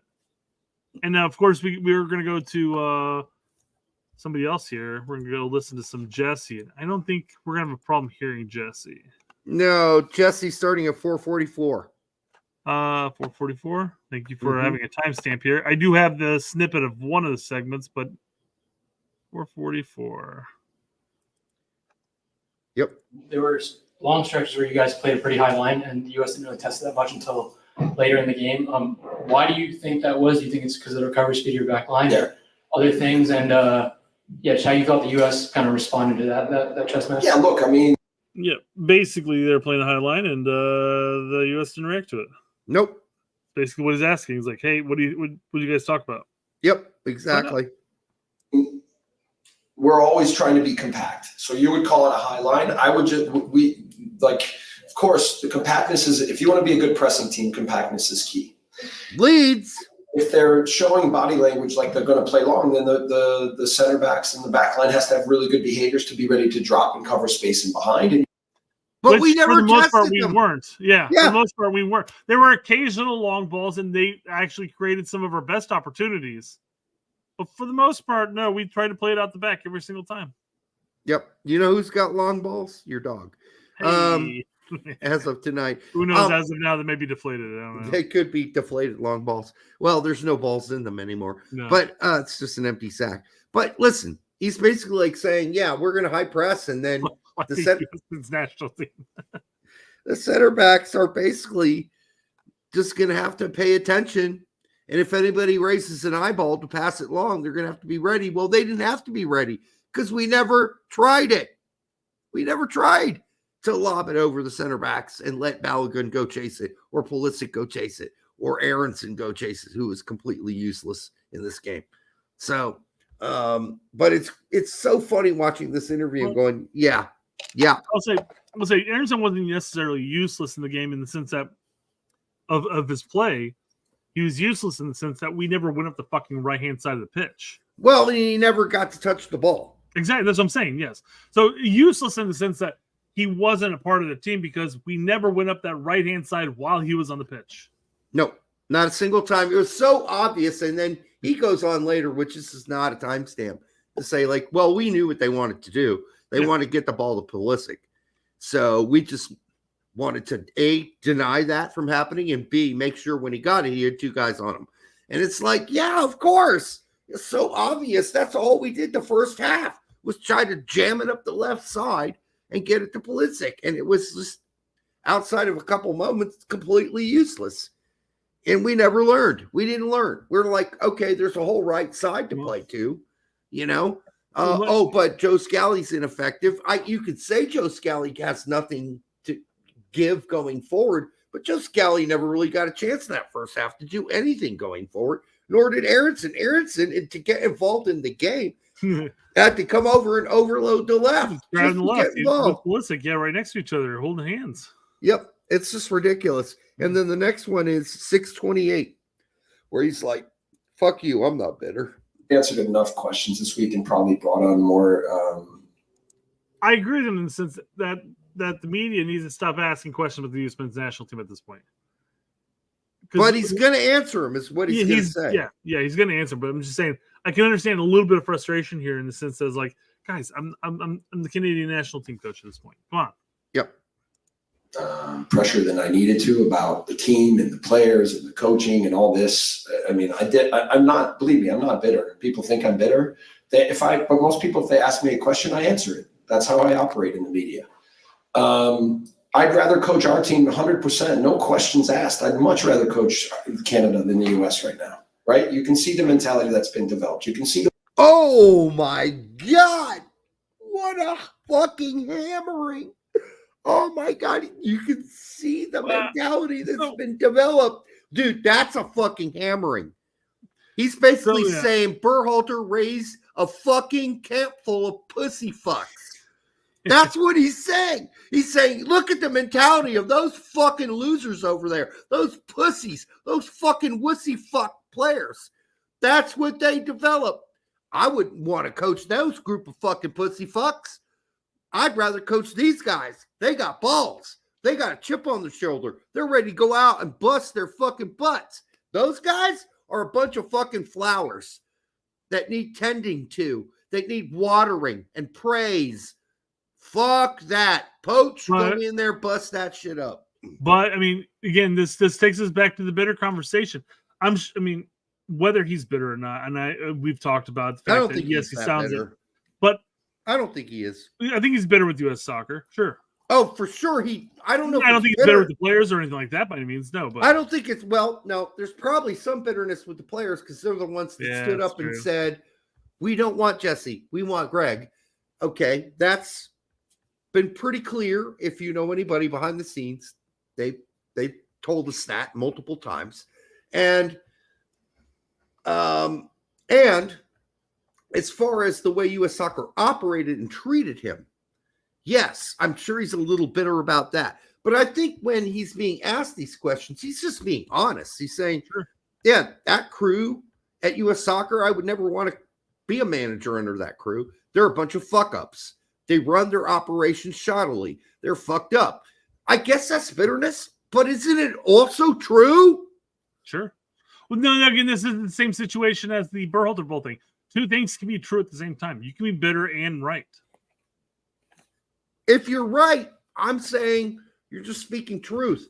And maybe in your heart, you're really not that bitter, but you're also just letting people know what happened. But you can still say the truth. Come off as bitter. No. I'm just saying you can still be bitter on a subject while speaking the truth. Well, that's what I'm saying. I don't think he is that bitter. I think he's happy where he is. At this point, yes. And I think he's not being bitter. I mean, I think he's just setting the record straight, saying, hey, U.S. Soccer treated me like shit. The players who clamored for Greg instead of me, now they're clamoring to be treated more and being held accountable. All that is true. It makes him sound bitter, but maybe he's not as bitter as the U.S. Soccer mainstream media has made him out to be. You could be in a relationship with another girl after your girlfriend cheated on you, and be happy with your girlfriend, but still be ecstatic that your ex got the clap because of the cheating. Okay, that's an extreme situation, but yes, he went from basically having a job to having the rug pulled from underneath him. It's just as extreme in that sense. I guess if you want to put it in exact terms, he went on a date with U.S. Soccer, and the date seemed to be going really well, and then he thought the date was going to lead to another date, and then the chick called a bunch of her friends and said, well, what do you think? Should I date this guy or the guy I just broke up with? And they're like, well, I really like the guy you broke up with, Greg. He's pretty hot. And he's really nice, and we all know him. And all our boyfriends like him too. So he would fit into our group better on the nights out. So I think you should hook back up with Greg because we don't know this Jesse guy that well. Well, I'm looking at it more along the lines of it was such a long-term aspect, like from like January when he got let go from Leeds to May when Berhalter got called in. There's a 5-month period there. I'm looking at it as he was engaged with U.S. Soccer, and then he found out because U.S. Soccer came out and said, "Hey, I've been cheating on you with Greg, and we're breaking up." And the reason we cheated with Greg is because we talked to all our girlfriends. Yeah. And they said, we love Greg. Greg's so cool. I know you like that Jesse guy, but Greg is he's so cool. He's so hot too, especially the way he bounces the balls, and his shoes are impeccable. So there you go. Starbucks cup collection. Yep. So something happened there. And he's right. There were players and there were people who were like, well, would it be natural for the players to stick up for their coach when asking interviews? No, it's not. Go watch the basic media 101 on what players do when teams are looking for new coaches or interviewing new coaches. They all say, listen, it's not my job to hire the coach. I'll be ready to play for whoever they hire. That's what most players do. They don't go, oh, you know what? I want them to hire Greg. Or as McKinney said, we're comfortable with Greg. Or as Weah, vouch for Greg. That was so unnecessary. But keep in mind, the majority of the U.S. team did not vouch for Greg. They did not. It was 5-6 outspoken players. Outside of that, no other player said that when asked that in an interview. Scally didn't vouch for Greg. Gio Reyna didn't vouch for Greg. Most of the players did not vouch for Greg. It was a selection of players who were contacted by U.S. Soccer who were asked, all right, we got Jesse for sure. And they said, no, we want Greg back. That's going to hurt not only Jesse's feelings with the players, and certainly the process, since they pretty much had told him verbally he had the job. So is he bitter? Maybe. Probably a little at least. I don't think it's as much as Kyle Martino made it out to be, honestly. Again, it's being in a current relationship and having a good thing going, but still laughing at your ex getting the clap after she cheated on you. All right. Well, you're in a much better situation now. I mean, that sounds like a really personal experience you had. So I'm not going to get into that, but you brought it up twice. So I think maybe I think it suits it. It suits it. We've been talking about exes the entire time. Okay. Well, I don't know. Sound kind of personal. All right. For the 100 or the 340. I haven't known any girls that have had the clap. So okay, good. Sure you haven't. All right, 300 for the 340 of you here. Hey, you know, the industry has been really clean, so of course I don't. Okay. Yeah, lots of testing. All right, for the 340 of you here from Twitter and X, and YouTube, make sure you like, subscribe. If you haven't jumped straight for your stepsister's clitoris, just go for it now. All right, where are we at, Brett? We got one more, and it's at 9 minutes. 9 minutes, huh? It's about Jesse Vargas. This is what I had to tell stupid Jesse Vargas. Excuse me, Mikey Varas. Mikey. This is what I threw in Charles Boehm's face today. This quote. Yeah, we'll pull it up after this segment here. Well, we already talked about it, actually. Oh, that's right. Yep. Plan. Again, it wasn't the easiest to prepare for, but I had anticipated that Mikey, with Greg Berhalter being a big influence for him, would play a similar style of football. So we were able to craft a match plan to deal with some of those things, and I thought again we were pretty clear and we executed really well. So it's another CONCACAF team that's learned Berhalter's style. I mean, listen, he clearly said Mikey Varas, based on his influences, was going to play the same way Berhalter did, basically. Yeah. And they knew how to prepare for it. This is how easy it is to prepare for Berhalter ball. This is how easy it is. It's easy, people. The patterns of play. I could have done it when we watched the game live, Brett. I didn't. Yeah. But I could have. I could have done what I did before. Then this is going to go over here. This pass is going to go there. This pass is going to go there. Then we're going to pass it there. Because it's so fucking predictable bullshit. So it's not hard to prepare for a Greg Berhalter influenced team, which Mikey Varas obviously is a Greg Berhalter disciple. And that's just what Jesse said, and that's why it's so easy. And that's why when Poch comes in, he's got to change this whole mentality and this whole patterns of play thing that we're doing. And he's got to add in some wrinkles. He's got to add in some unexpected moments. God forbid we play through the fucking middle. You know? God help me. Something needs to change. My wife just texted me. She goes, bring me another strong martini before going to bed, please. I deserve it. Today sucked balls, like the bloody balls dripping all over my house. Oh, God. Like the bloody balls what? Dripping all over my house. Oh, my God. The dog's bloody balls dripping all over your house. Oh, my God. That's horrible, Brett. Oh, my God. That's so gross. But yet poignant because it's real. It's real life, right? I mean, that's what happens. Shit happens. All right, what else we got? Anything left? Anything left? Oh, we got some stuff left, yeah. We got the starting 11. Well, we'll get that too. Don't worry. We'll get to that. Oh, this is so good from Adam, by the way. All of you saying, who do we fire now, or it must be coach's fault, are morons who don't get sports.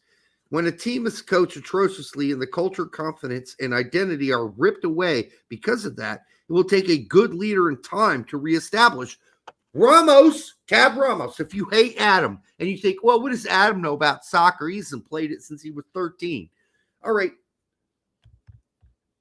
Tab Ramos said the same exact thing in different words. Oh no, I had that up too. Oh, it was got rid of the thing. Yeah, I can find it real quick. But Adam also had a great video that showed the total lackadaisical nature of this team versus Canada, which I thought was a great example of the laziness, the lackadaisical nature of this team in this game. Do you have that? The video? No, I don't have the video because I won't get dinged for it. No, Adam's video. Wasn't his video just showing some of the play? Yeah, we're not going to get dinged for that. That's inside. And it was taken from the sideline by a fan. Okay, well, it's going to take a second to pull that up then here. Enjoy that. I did send it to you. So what you'll see here is when we regain possession, Aronson, Pulisic, and Balogun streak forward in the counterattack.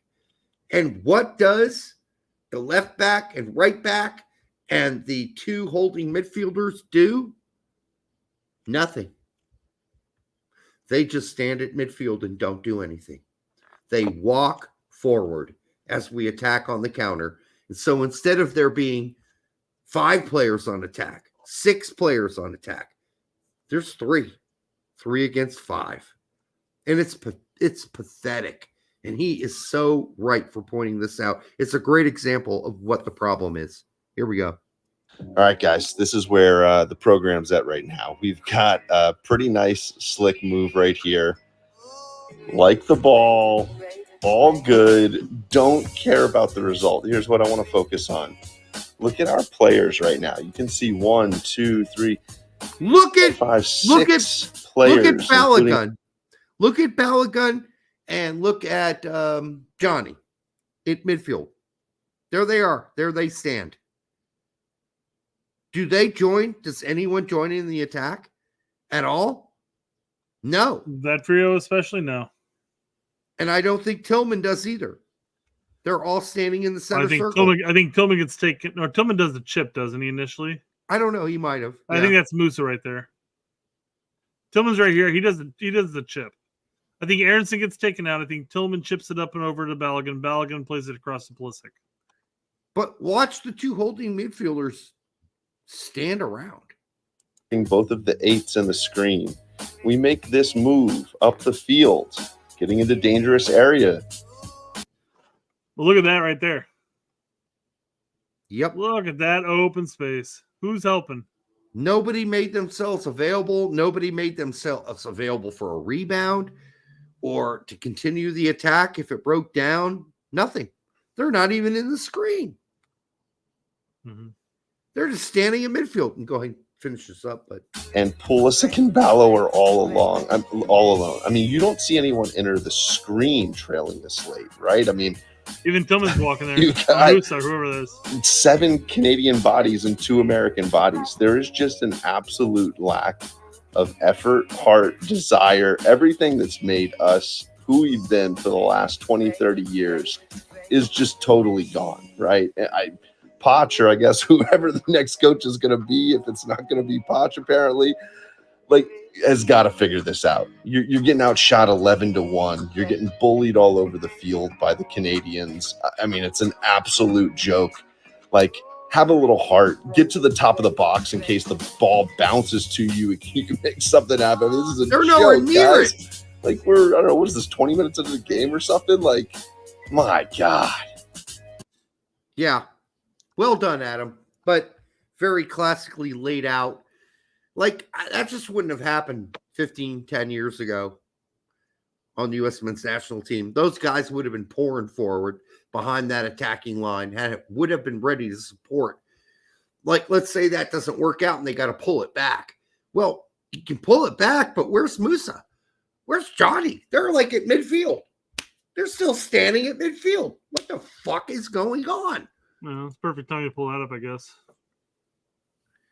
Curious on your opinion as to why the midfield was so stagnant until Morris and Luca came in. Nobody showed for the ball. Watching him since joining Milan, it's a huge red flag for him. He looks lost when he doesn't have the ball. I really don't think that he's a double pivot guy, Musa.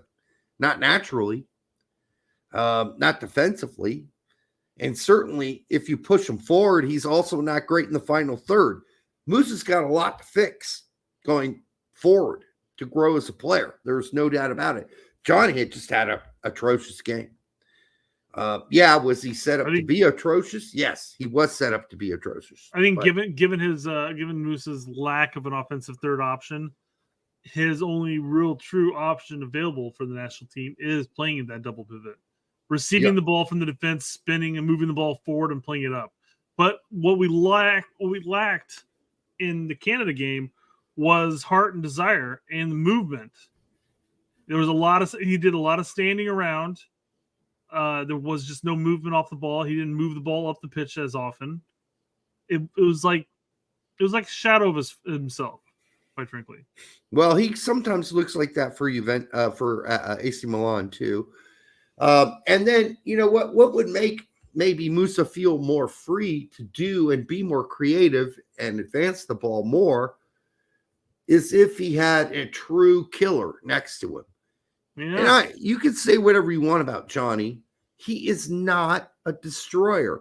He isn't going to cover your back the way a Maloney can or an Adams can. If you blow it and screw up, if you take those kind of risks. So I'd even go so far to say what Aiden Morris brings. Yeah, even Aiden Morris is better than Johnny. Yeah, being a destroyer. So, yeah. Good breakdown by Adam. Well done, brother. All right. That sums that up. But then we had picks for the starting 11, right? For the next game. One second. Is that next? It's coming up shortly. Okay. Shortly. We're at 136. We got plenty of time, Derek. Mm-hmm. I don't either. I got to go up and clean some more blood. So I know you do, and I got fucking a lesson plan to put together. I wanted to bring this video up real quick. Oh yeah, you're gonna see a team that is hungry and is sounds it too. Sounds like it's gonna be a team that's hungry. Doesn't you're gonna see a team that's hungry and wants to win the game. Yeah, this guy can't be your spokesperson. I'm sorry. Pulisic's a great player. He's the best player on this team, but throwing him out here and making these sort of public speaking is his downfall. It's not good, dude. Like, people are going to see this. They're like, oh, wow. You're saying this with no fire at all. Zero. Yeah. That game was awful, but you know what? We're going to come back guns blazing, Can you see Clint Dempsey or Jermaine Jones or even Landon Donovan coming out this way? Maybe it's generational. Donovan would be pretty close to this. Huh? I think Donovan would be pretty close to this. No. Donovan could get angry. I'm not doubting that he could get angry. I'm just saying that when it comes to speaking to a camera, I just suspect that Donovan will always sound like Donovan, kind of that Donovan monotone voice. No, I mean, his voice is one thing, but Donovan in his career, commentary wise, is very direct. Has always been. This is more spiel. Okay, no, I'm not disagreeing on that. I'm talking about the tone, quite frankly. Okay, the tone. He could have this tone if he says something outside the box. That's what Landon Donovan would do. He would say shit outside the box, like you didn't expect him to say. Would it be better if Donovan came out and said, "Well, we totally sucked, and next game we won't suck so bad." Yeah, I'm just saying that doesn't. I mean, it's still. I mean, yes, it's direct, and I mean, we've only gone like 3 seconds into this. Pulisic's just saying like, "Well, I think you're going to see a team that's hungry." Again, it's the tone. It's not even just what he's saying, but it's also the tone. Listen, you had Aaron Rodgers back in the day come out and say, "Everyone calm down," and he was very calm about it. about the, whatever, Green Bay Packers. You can be calm about something and monotone, but deliver a message and say something like, listen, what we just saw was awful and it's not happening again. That's all I got. There was a lot more energy than I've ever seen from Donovan, just saying. Yeah, but this can't happen. There is still a little bit of tone in your voice, Derek, even though you kept it relatively monotone. No, I think even Landon Donovan like this. Even Landon Donovan had more of this in the media things, especially during the Beckham era at LA Galaxy press conferences. Dude, he was so opinionated. No, this guy is basically delivering the slosh, the schmutz, as they say it in Yiddish. This is just bare minimum poo. And you're just so to your point, what I would say in a comparison is Tim Ream when he talks. Because I always say that I can't take anything a lot of these players say seriously, because it is just that. It's just the schmooze, the whatever, you know. But when Tim Ream comes out and says something, I really feel like that's a truthful statement. But he's not going to go up there and like spit venom. But he's going to be relatively calm and collect and talk about it in a meaningful voice. But it sounds like a dad talking to a son. And his quote was rather good today. But this, you don't need this. And I don't know why U.S. Soccer's even putting this out, frankly. Because he's Pulisic and he's on a couple of commercials. And I mean, this is just nimrodery. That's what this is. Is not happy about the last result, is going to want to go out and fight and take this game very seriously. So it's an opponent who's not going to give it to us. It could be a tough matchup. So we need to. It's New Zealand. It's New Zealand. Whatever you do here, if you win 4-0, 5-0, no one's going to say, "Oh, they really turned it around." No, they're going to say, "Yeah, we were supposed to beat New Zealand 5-0, 4-0, 3-0, or whatever it ends up being." So no. You're not going to be able to prove anything versus New Zealand. You're not going to be able to prove anything. You're not going to be able to change anybody's minds against fucking New Zealand. It is not happening. You can have a great game and trounce New Zealand. People are going to say, well, they were supposed to trounce New Zealand, but weren't they supposed to also beat Canada? So I don't think this game means anything. I'm glad he's taking it seriously. But listen, New Zealand couldn't hold Canada's shorts right now. All right? That's what we're talking about here. And he's now talking about New Zealand. Well, they're going to be really serious. They're a good team. You know, we got to take them seriously. Well, somebody else brought this up, basically saying when talking about this interview and stuff, and they're like, they're simply said it along the lines of, what we learn, we're not going to learn anything from this friendly. No. And I said, you know what? I would be happy with a team that goes out and plays with heart, even if it's against New Zealand. Well, here's the thing. It's at least, in my opinion, that'd be like a step in the right direction. We could learn something from the New Zealand game if we lose. Yeah. We could learn more about how far this team has fallen and how far off the arc to success we are from. That's what we could learn, and how much work Poch has to do. He might have to do a lot of more work than you think. And by the way, New Zealand has a specific way of playing that can be tricky. We are on paper, we are way better than New Zealand. Let's say they get an early goal off a corner kick, though. This could get interesting. I suspect we'll win, but if we don't, it just adds more fodder to the fire about how these players just don't live up to their club performances and the teams they're associated with in Europe. It's just going to get uglier. That's going to be on them. They did that to themselves, honestly. And Greg helped them do it. There's a part of me that looks at it, and again, somebody else also mentioned this out. They've hit the pinnacle of their careers, hitting these top tier teams around Europe and stuff like that. That maybe coming back to the U.S. men's national team just doesn't seem all that exciting. Not with Greg as manager, not with Mikey Varas as manager. It's going to take somebody like Poch who can poke him in the forehead and said, fucking pull your shit together. That's a sad statement to make, quite frankly, because it's the national team. Yeah, well, somebody who wasn't Dom kept putting, what? You got to bring in Poch to motivate a bunch of fucking millionaires? Yes! Exactly. It's because they're a fucking bunch of millionaires who are very happy with their club teams. That they do need a fucking tap on the forehead to let them know, hey, I know you're a millionaire. So am I, bitch. Get to work. It'd be a simple factor of just saying, sorry, sorry, Pulisic, you're not getting called in this window. That's not happening. It's not going to happen. I know. I'm just saying you could He's make not that the main problem either, by the way. I agree. He's not also. I mean, he has his own problems, but he's not the main problem as far as hardness are. I think of all the players out there on the pitch, I think he does. Oh, he cares. He cares. And I'm not discounting that. I kind of use him as an example, not necessarily that you would use him as the example, but I mean, you look at somebody say, I'm going to bring up here, quite frankly, when it comes to that, and we can make statements and stuff like that. Say, I don't know.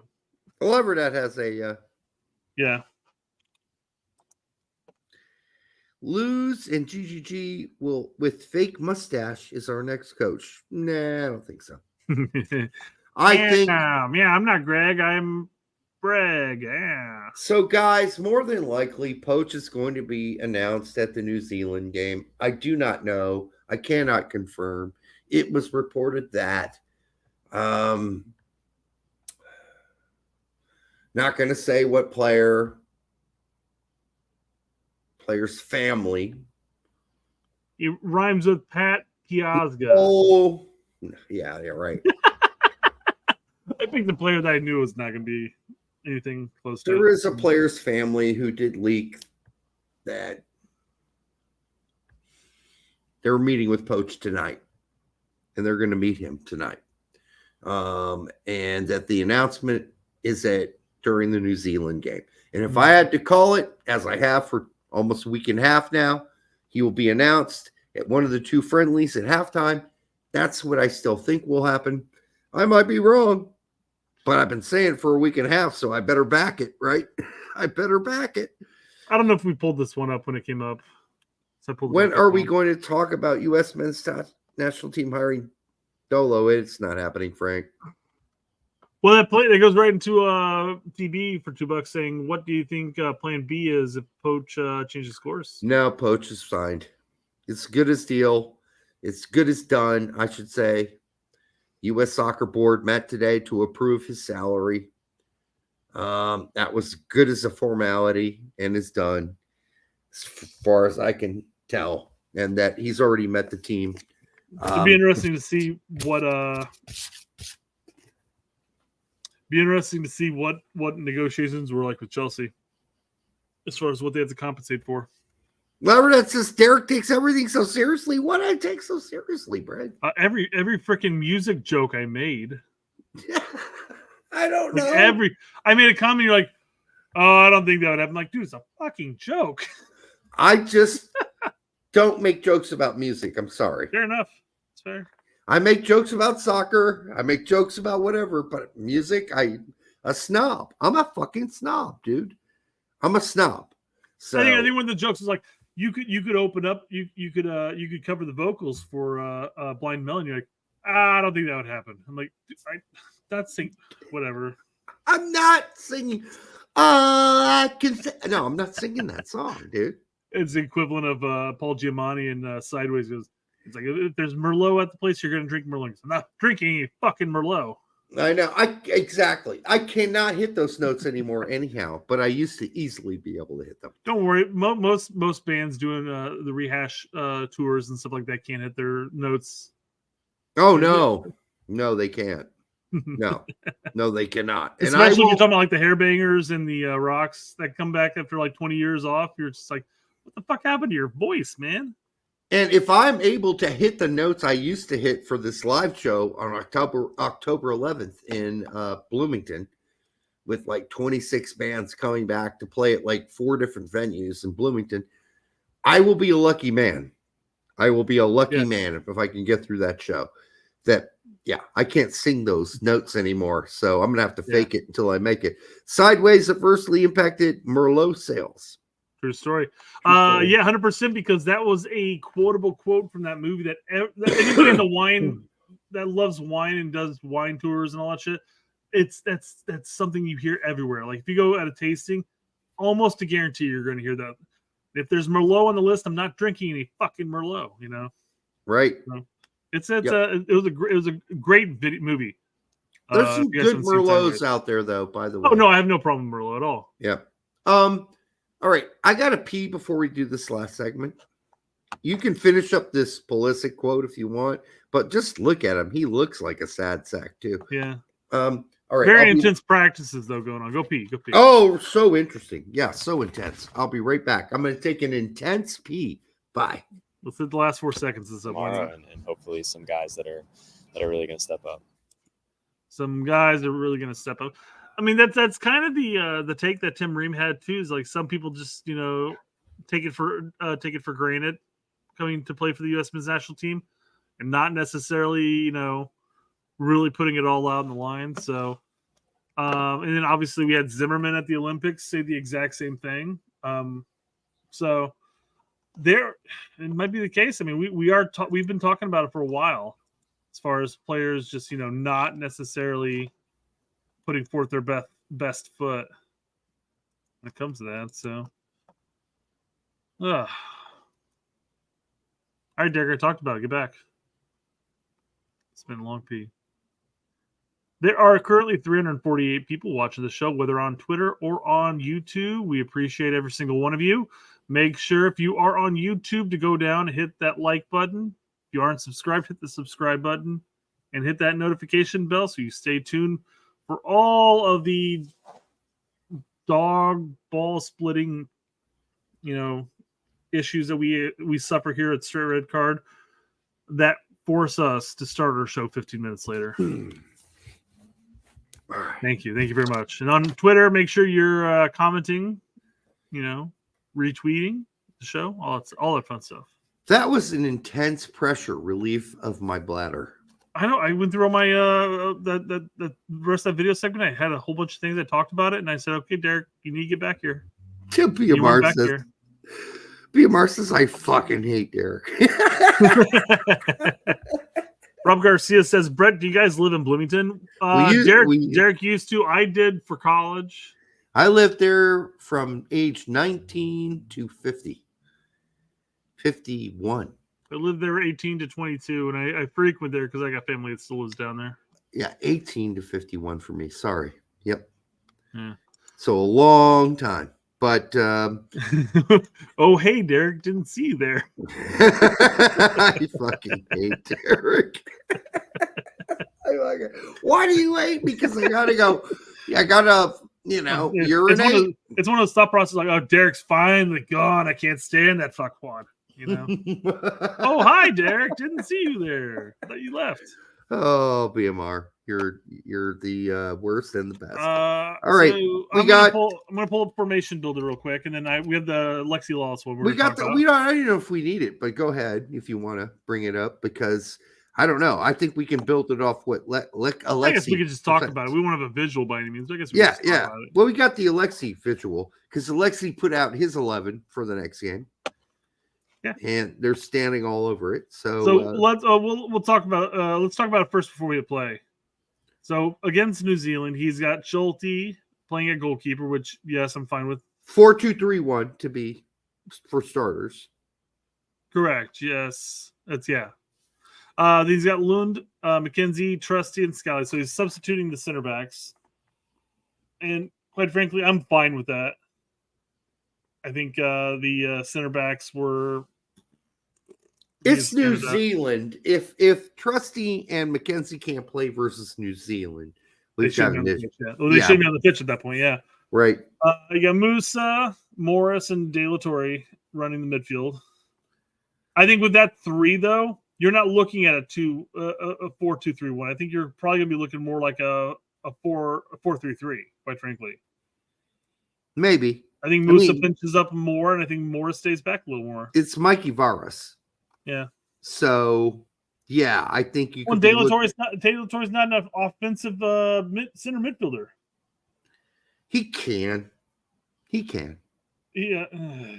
It's not the best decision. I would keep Tillman in for Torre. I would take Musa out and put Torre with Morris, and then put Tillman back at the center mid. That'd be the difference I'd make there. After the way Musa played, I probably would agree with you.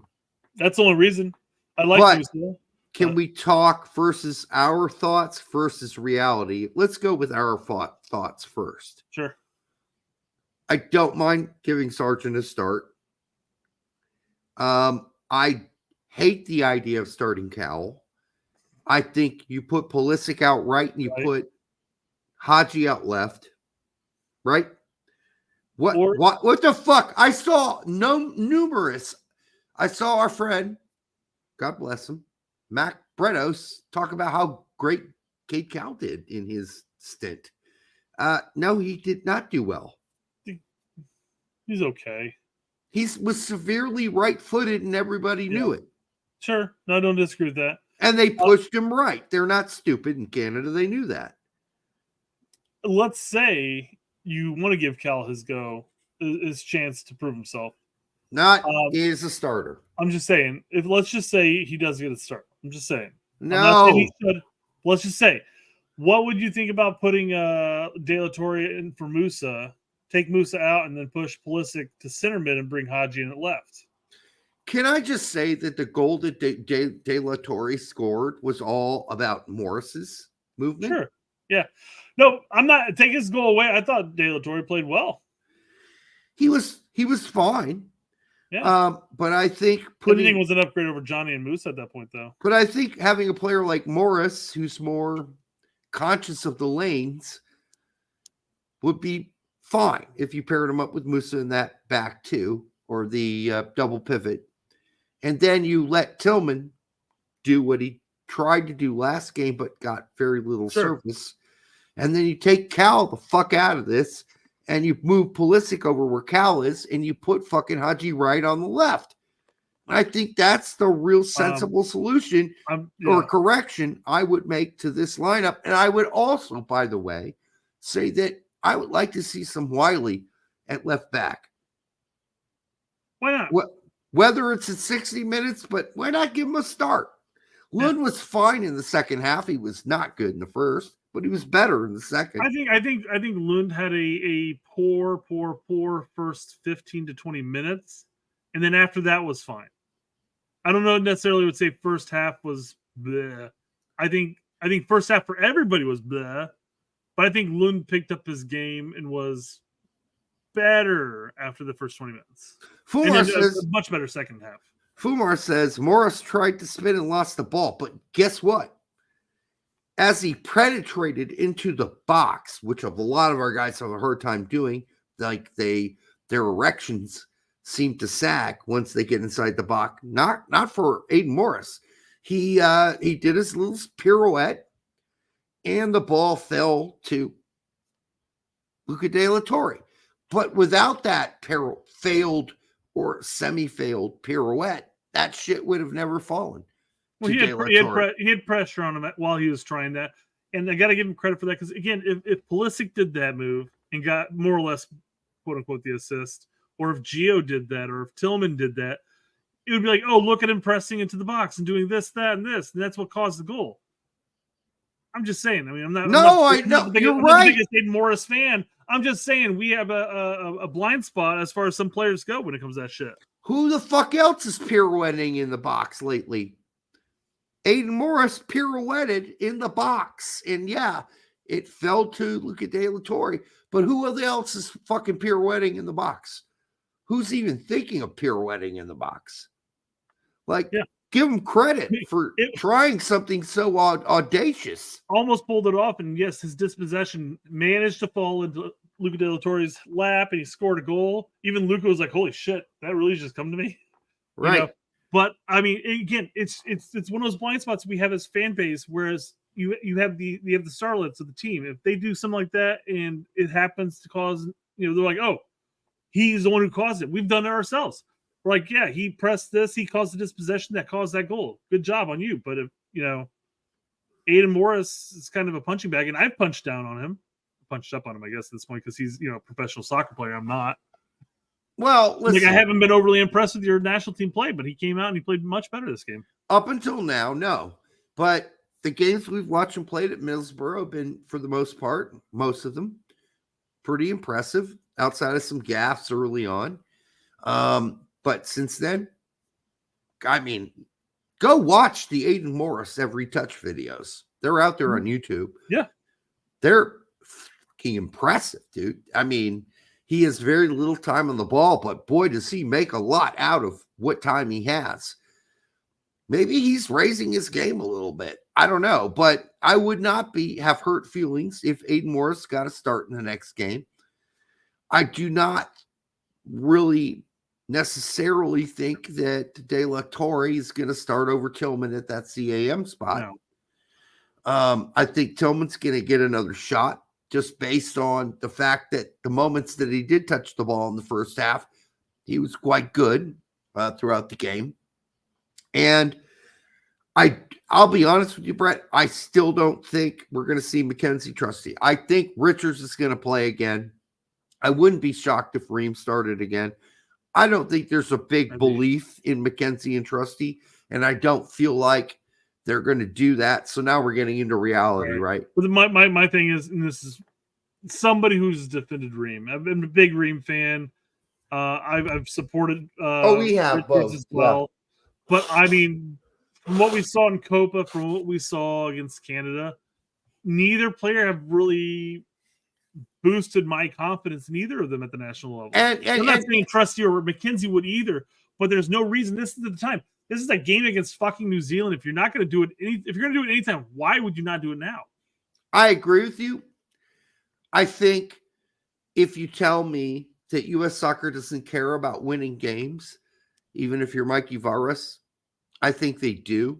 Yeah. I think a loss to New Zealand would look really bad playing two guys that have never played next to each other as starting center backs ever. Go Mackenzie Richards then. Fuck it. But yeah, I could see Mackenzie Richards, but I can't see Mackenzie Trusty. I don't see both of them being there. And as far as Ream goes, listen, the one reason you bring Ream in is for his passing and his splitting lines and his changing fields passing.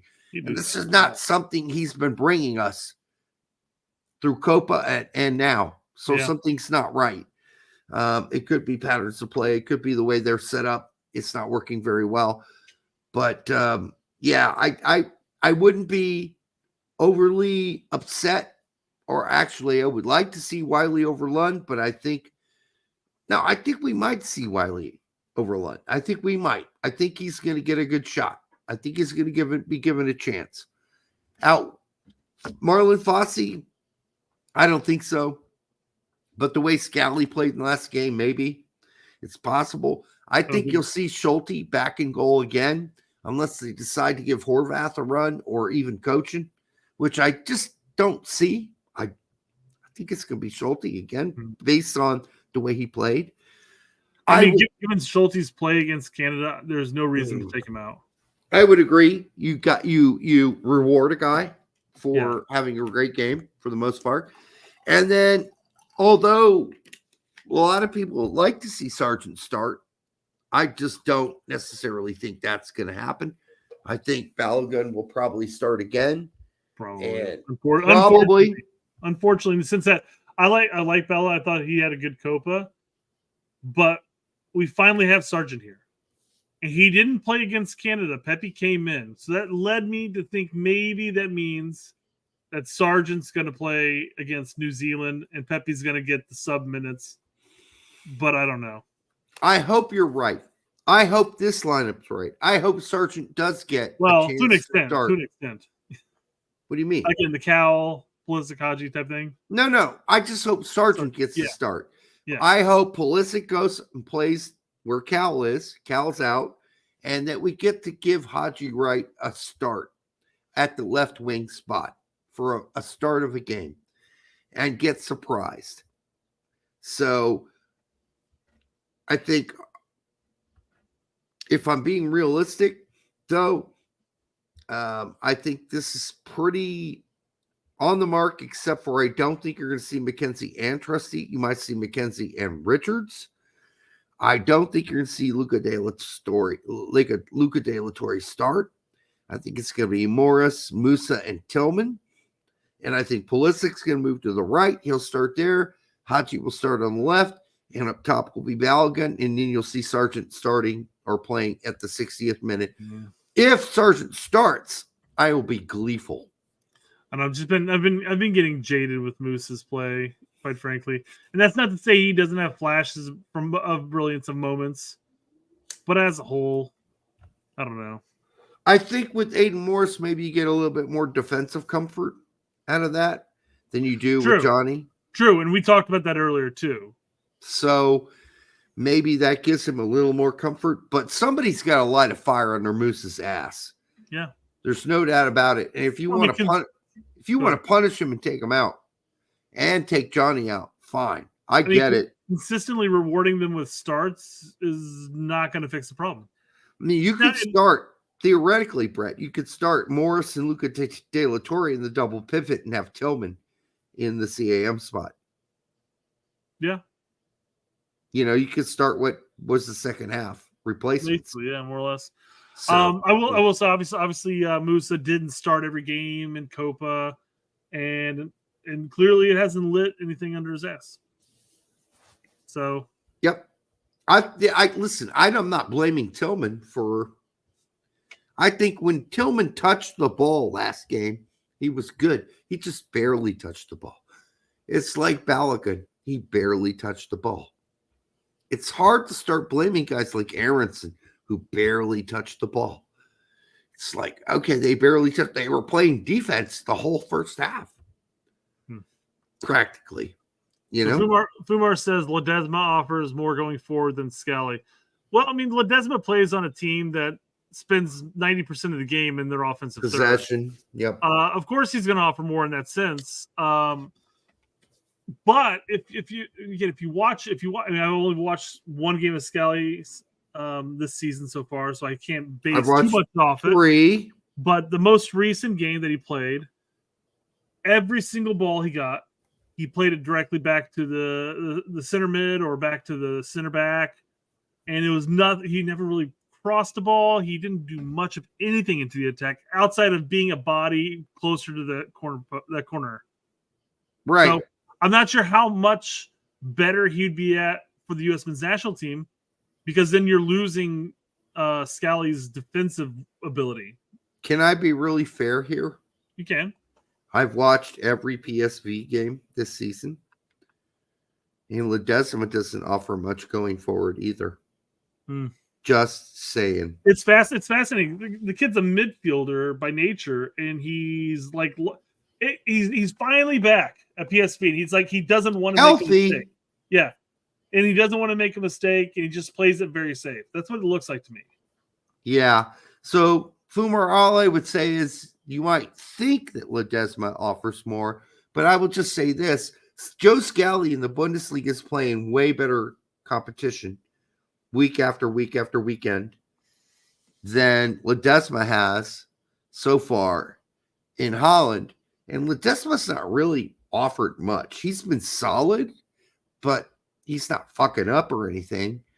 He's not really tickling anybody's nutsack. Like, nobody's getting excited. Nobody's nutsack or salad has been tossed by Ledesma this season. Nobody's getting excited about what he's doing so far for PSV. He's just a hold on, stand in until Des gets healthy.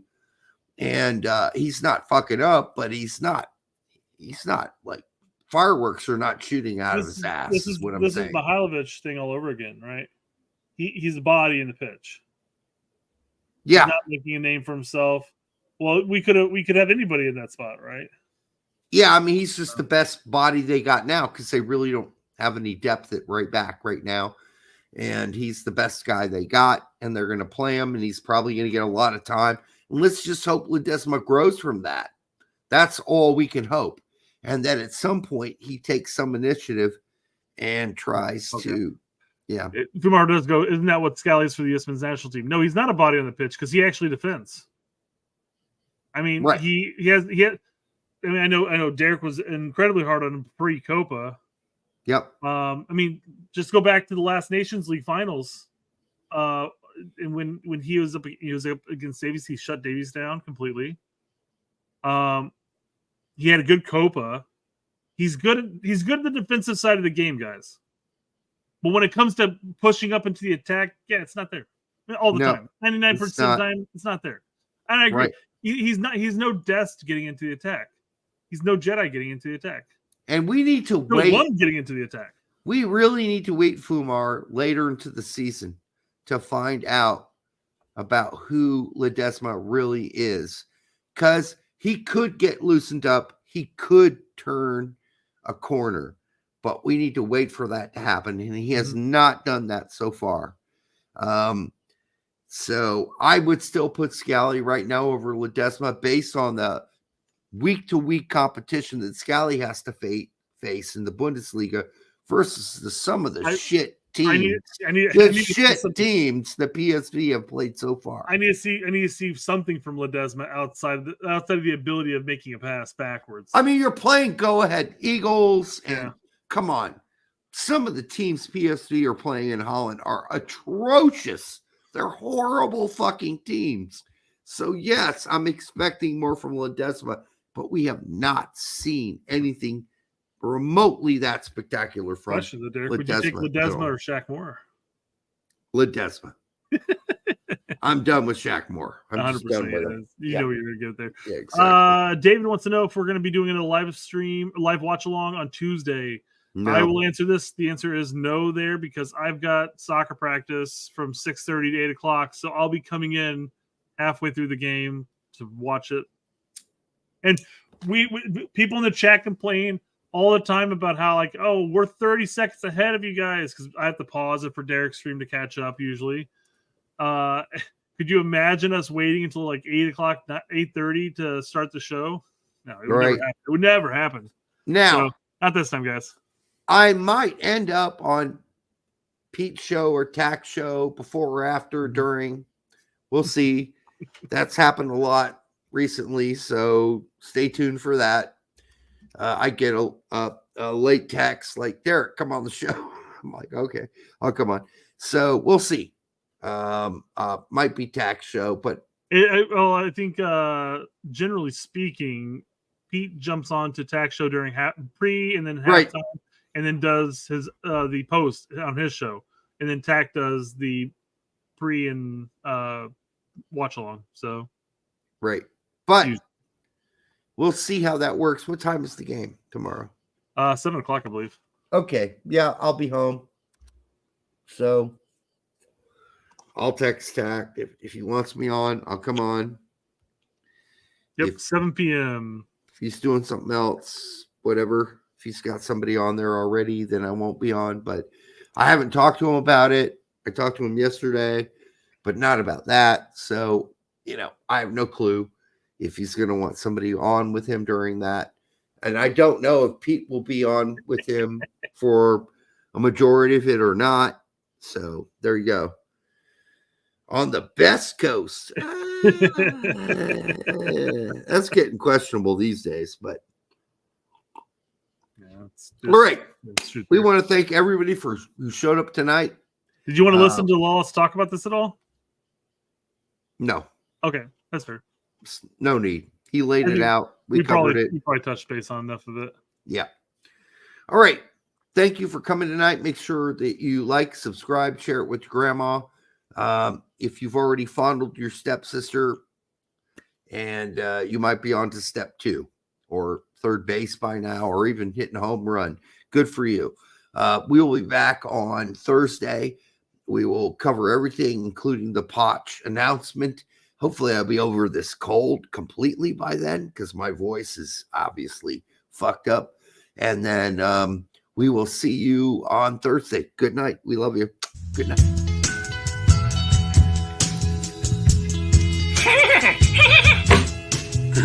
That hurt. And to me, it's nauseating. It's absolutely nauseating because Multiple mental health clinicians said that Derek had limited intellectual ability and was not capable of consenting.